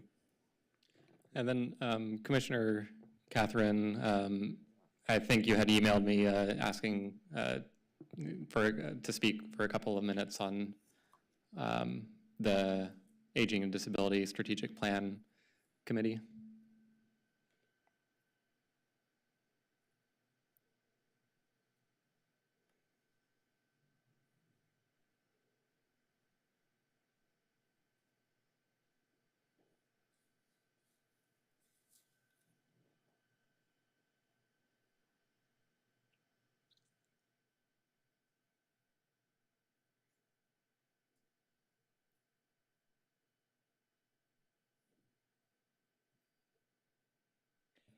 Yes, I'll try to make this really quick. It's a long evening. But I just wanted to suggest, I will write a letter if it comes down to me, but I would like input from the other commissioners as to how they see the direction of the Disability Commission, where it's going, and how it's operating right now, specifically in relation to the strategic plan initiative, because I object to that. I object to the whole focus, everything they're doing. And I wanted to point out the inconsistencies between what they're trying to do and maybe, I'm trying to get it resolved with the Disability Commission as to where we're going. Actually, are they going to continue with the same format of us following all the rules and having the forums and things like that? That's basically it. I would like to investigate that and either write a letter to the city or just get the commissioners' feedback on what's the best way to go forward with how, now that we've got this new everything with the city that's happening. I mean, all these things that we're involved with are great. The park, the parking fees, all those kind of things.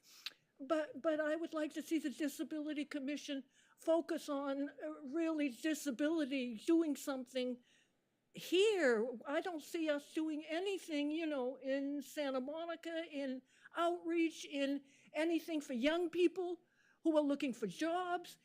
Any of those connections, I don't see the Disability Commission involved in. It's sort of like what the city says we should be involved with, and we follow that. So that's basically all. That if anybody's interested, I will be an ad hoc committee or in that line to get some feedback how we could move towards making our commission basically more functional and successful and getting things done for us, what we see as the most important things and not what the city says to us are the most important things. That sort of basically is, that it comes from us, that we generate what we need, and then we ask the city, to follow that rather than then saying, please do this, this, this. So that was basically it, but we can address it next time. Commissioners can think about it. It's late tonight. We can work on it next time. It's not anything that has to be looked at right away. Yeah, thank you. And I would like to ask, in continuation of the input by Commissioner Kosmaier, is that in terms of outreach, what will be the guidelines to doing this outreach, and what is the scope? How far should we go? Does anybody have to give us this outline, or we can formulate this ourselves in order to do an outreach? Yeah, maybe let's save the discussion on that for future agenda planning, so we can just get through the staff administrative items. Because, I guess kind of on that topic, though, we do have this next item, which is this ad hoc committee to support mental health awareness proclamation. I think this is actually, yes, this must be the one.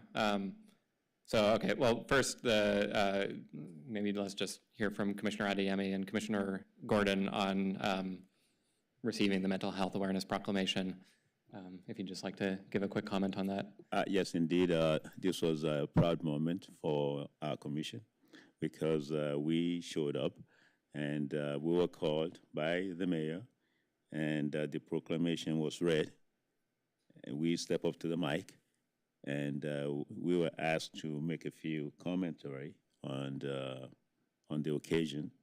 And of course, I veered off a little bit by talking about mental health and housing are interconnected. And I went up to say that nobody has a right to be outside at 2 a.m. in that tent. And I think the council was listening intently. And I see some of them nodding and agreeing with me. This is not the first time I went to the council on my own as a freelance, but this is from the commission. And so Commissioner Gordon ceded her 1 minute, 2 minutes to me, and I spoke a little bit at length. In any event, we got this proclamation, which is on your desk, and you can open the envelope and show the commission. Oh, look at that. That's a proud moment Very formal. for you. Well, thank you very much. And Commissioner Gordon, I think you had something you wanted to talk about. Yes, this actually is, I didn't even read it, oops, sorry. I didn't even read it closely when it says report from Adiami and Gordon. Yeah, it was really great, took pictures.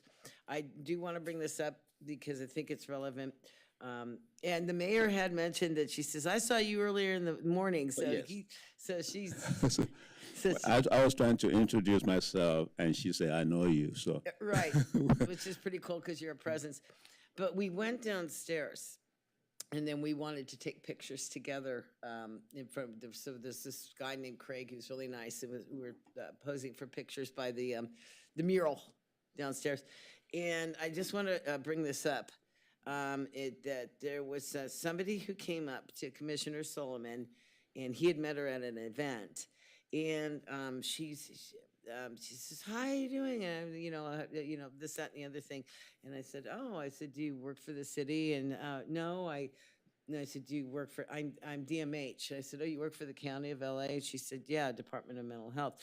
And I go, "Oh, okay." Well, it was kind of strange because she seemed very kind of intense and friendly. I thought she was being friendly. But then she said to the person who was taking pictures with our proclamation, she says, "Well, can you take a picture of me with the proclamation?" And she went, and before you knew it, she snatched the proclamation out of Commissioner Solomon's hands.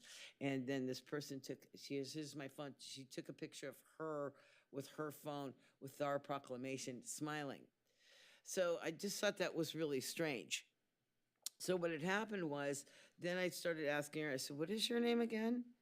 And she said, real quick, I had her write, "I want you to jot this down." I said, "What organization?" And you said you work with LA County. "Oh, no, I didn't say that." She said, "I worked with Centered Health Outreach," which is very vague. And so I said, "No, where is this?" And yeah, I asked her if she had a business card. "No, I don't have a business card." And I said, "Well, it's it's kind of strange." And the reason why I'm bringing this up is, and she did give me her number, I wrote it down. The reason why I'm bringing this up is because she did technically take a picture with her phone with our proclamation, and she was very vague about who she worked for, didn't have a business card. So I just wanted to bring this up for the record. Indeed, that moment between me and you two commissioners, almost marred the happiness of the moment, because I was rejoicing, and we took another 15 minutes arguing between both of us as to whether she took a picture or not take a picture. And I was trying to let her know that we should not allow this footnote to take the joy of the moment away from what we're getting. So that if I have seen where a proclamation was on the wall in any of the city government and people standing there taking pictures.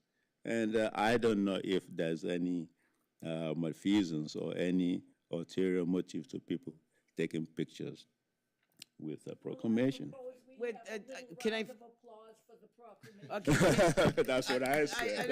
I know people are kind of looking at me. I know that people are kind of looking at me in a way that's kind of, why is she bringing this? Like this.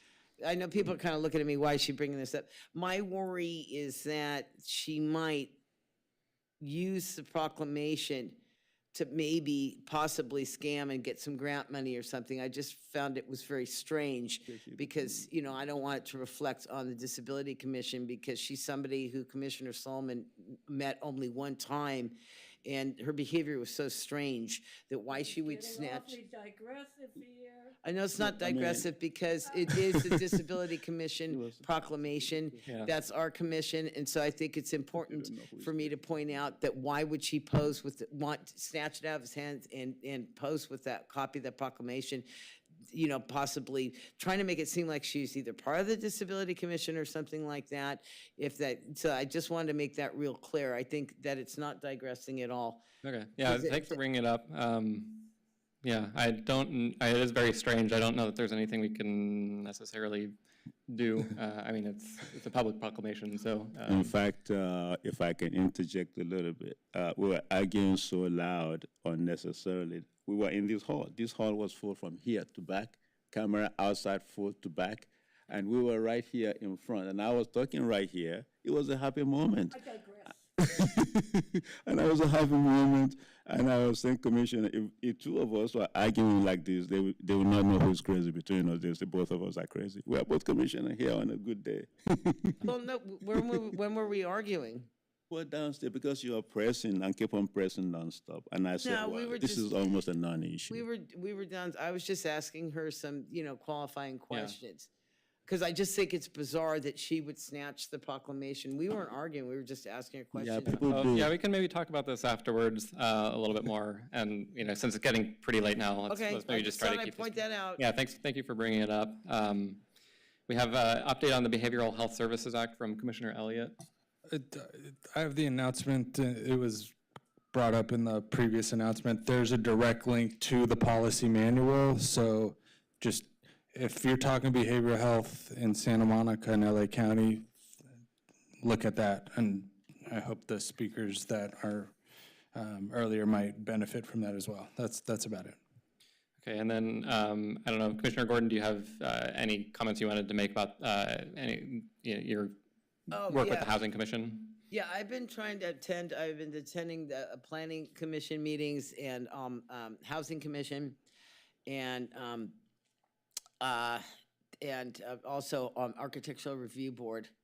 I introduced myself to the Housing Commission, who told me about this commission and explained to them that there are several monstrosities of like a 21 or 18-story high-rises that they want to build. But when they go through the Architectural Review Board, they're just rubber stamping it. You want to talk about parking? I specifically asked some questions. There's somebody named Stephanie Reich who oversees a lot of these meetings, and I said how many units? 172 units. How many parking spaces? They said 53 parking spaces for 172 units, and I'm telling you that. And I said I said it's not in the architecture, the packet here. You know, what size are the studios and you know, what's the square footage on that? I can't really tell from the rendering, you know, the wheelchair accessibility to that, or how that's, you know, there's just this really vague. I'm sorry, I should have brought it with me.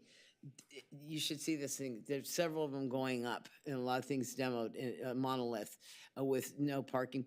Now, what it happened? Same thing going on with 26 Bergamot Station. They want to get rid of streets, and that there would be no accessibility or parking, and people couldn't get in and make deliveries. So, getting back to the one on 6th Street. Reich had come over, and I'm used to doing Housing Commission. All they want, if you ask a question, you can ask a question, and the board or the commission or authority will answer it, or the commissioner will answer it. And she came up to me and after the meeting, and she said, "This is public comment. You're not allowed to ask questions." And I said, "Oh, that's strange because I've always asked questions." And she said to me, she says, and I said, "Well, you know, you got to understand 172 units with 53 spaces. How's that going to work?" She goes, "Oh, none of my friends drive." So nobody drives, so we really don't need that parking. I just thought it was bizarre, so I brought that up to the Housing Commission, and they were, and she said I wasn't allowed to ask questions, and they couldn't believe that, and they put off, and they said, well, thank you for attending these meetings. I am going to, there's Chair Gordon, it's no relation, wants to talk to me about agendizing. And she was made the chair of the Housing Commission, so I'm gonna be meeting with her because they had said to me, they said, oh, well, Commissioner Gordon, you're our mole. And I said, well, you know, I like to think of as being intrepid, but yeah, because they have been kind of put off, you know, kind of given, you know, kind of just really kind of brushed off by like the architecture review boards, just rubber stamping these things. I don't know if you think it's housing. I don't see how anybody can afford to live in these huge monoliths. I'm terribly sorry. I should have brought in the plans you can show, that I could show up to you. I could do it next month. So that's pretty much where I am, is I'm just really trying to go to all these different meetings and put the pieces together. Okay, thank you. Okay. So next up, discussion and possible action on establishing liaisons for Santa Monica boards and commissions. Commissioner Elliott. Thanks, Chair, for, this is stuff we're just getting this template, so thanks for following up aggressively. Just one major piece of feedback. So I see this is due 10/31/2025. So I'd like to ask next year we get this 4 months earlier and have it due 6/31/2026. So we'll follow the cadence this year. There's I'm just thinking out loud, but next year I think we need to course correct this timeline and get this 4 months earlier and have it be due 6/31/2026. It's the attachment, the annual 25-26 annual work plan for boards and commissions. So our plan for fiscal year 25-26, which goes from July 1, 2025 to June 30, 2026, the plan's not due until October 31st. So that just doesn't make a lot of sense to me. I think we just have to put ourselves in position to course correct next year. So again, I'd like to recommend that we just move that timeline 4 months. So we're at the May meeting, so the January meeting, we get it and we work on it, we agendize it. I think, you know, let's agendize it moving forward, like standing item, definitely the next one. And then next year, I think we need to get it on a different cadence. But thanks, Joe, for getting it in 1 month from the request is awesome. Thanks. We really have our staff liaison to thank for that one. Commissioner, can you, so this is due 10/31. The year begins 7/1. Is this similar to other commissions in terms of the work plans being due 4 months after their work plans are supposed to start? Yes, this is distributed to all the commissions by city clerk. So usually they send it out in July. It's just, I don't think this form changes really. It's just that they expect it back from commissions by October 31st. Because the way they work is they wait for the council to make appointments to commissions in June. It happens at the June meeting. And then it kind of all comes together and they usually send it out in August. But that document doesn't change, so the commission can agendize it for whenever, because it can be completed by the commission and they don't expect it until October 31st.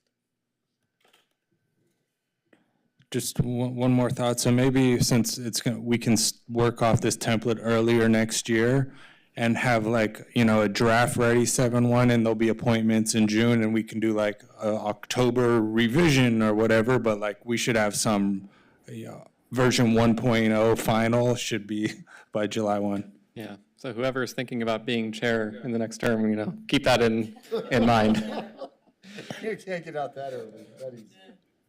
Oh, but I can. One other item too, I think, for this, so we had this meeting with David Gardinier, who is the on the DEI team for the city of Santa Monica. So I think we had an ad hoc committee for this. So I'm going to sort of slide this into 9B, but the city has. Sorry to interrupt. I think we have to move to sunset the ad hoc on the mental health. Oh, yeah, we can do that. You want to move? I move to sunset the ad hoc committee to support the mental health awareness proclamation. I second. All in favor? Aye. Aye. Any opposed? Okay, the motion passes. So they're planning, something for Disability Pride Month in July. The city has given a budget of $5,000 for this, and so they were, soliciting our feedback as to what, what we would like to do with this money. So we asked. Parking fee. Sorry? Increase parking fee. So yeah, we did ask what, they do similar things for, other groups for, Black History Month, Women's History Month, and so forth. And so we did ask what, other groups have done. And it seems like there are a variety of different kinds of uses of these funds. So sometimes they'll do some sort of training. It was a little unclear to me if these trainings are directed towards city staff or the public more broadly. But that's one option, and then kind of another option is, just having some sort of a party or something like that. But we were trying to think of any ideas that would be able to promote awareness of different parts of the ADA, and also awareness of our commission. So if anyone has any ideas for ways that this money could be used, this would be a good time to speak your mind. I can chime in because I took some notes since the last meeting.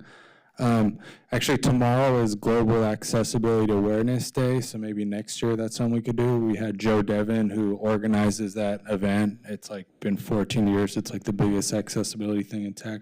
So maybe doing an event next year.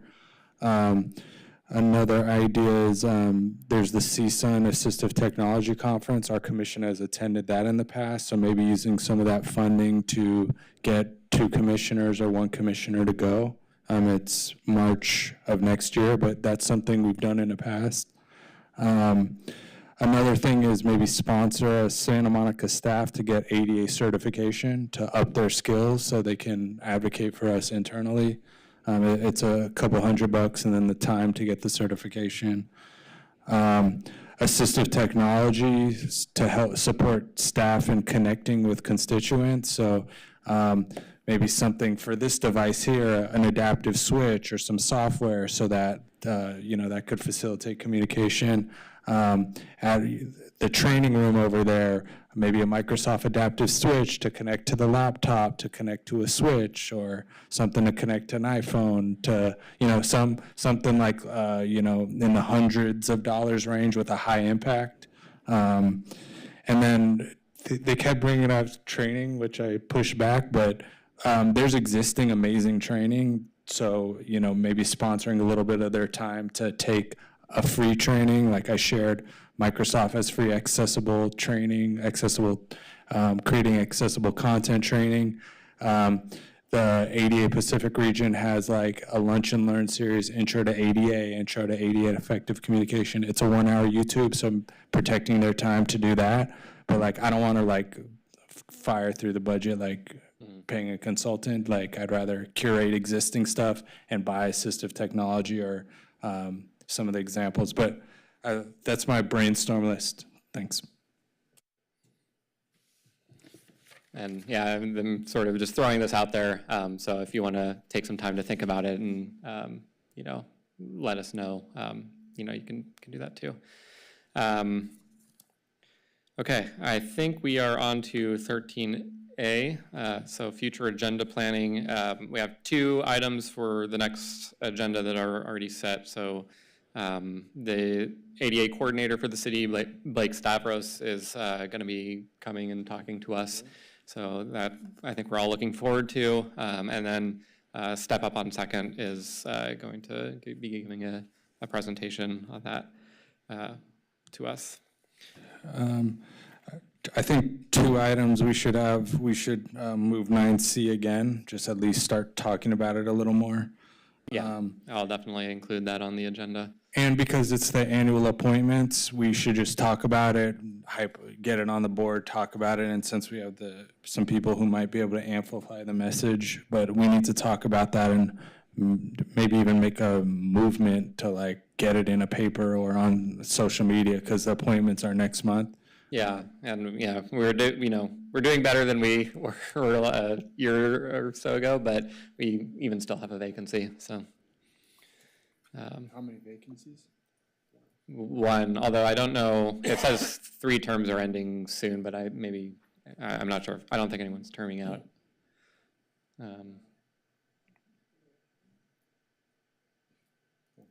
But yeah, does anyone else have any items that they would want or to have on a future agenda? I would just emphasize, people think if you want to be a vice chair or chair. Oh yeah, that is also coming up too in July. So. You're doing a tremendous job, Keegan. Well, I'm terming out, so. Oh, we can't vote to just go ahead and renew you? No, you got 2 years max to be chair or vice chair, so. Well, thank you so much for agendizing this. There's a lot of work to do this. Yeah.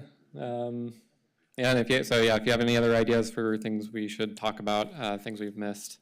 And yeah, I guess, maybe to Commissioner Kazimierz-Dodge's point too, I mean, as a commission, we do have the authority to set our own agenda. If you have things that you are passionate about, things that you want to work on, you absolutely can work on them. You don't have to just like take direction from the city.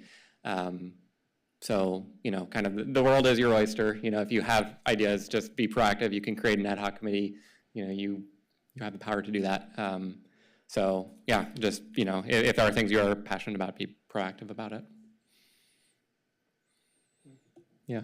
I think we should start talking more about how we can like do more inputs in it, like how this city operates, because what I see so far, it's just like we discussing, we suggesting, but nobody really pay attention.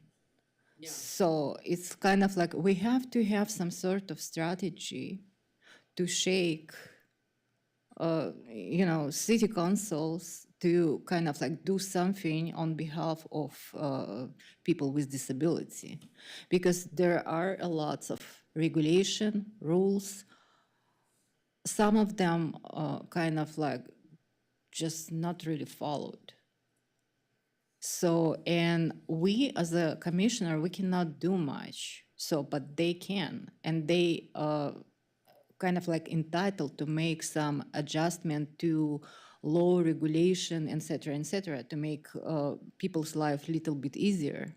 So instead of that, like we hear it's totally different strategy. We just, they like kind of like pushing us, or like, I would not say pushing, but I will use another word, just kind of like they advise us what to do. So I think we should advise them. Yeah, ideally that So, I mean, can we make some sort of like action plan? Yes, like ABC, what we're doing. Okay, we're discussing this issue. After this, we have to create letter. After this, we have to do. Yeah, that's the idea of the work plan. Yeah. Ideally, Okay. that's how How it goes.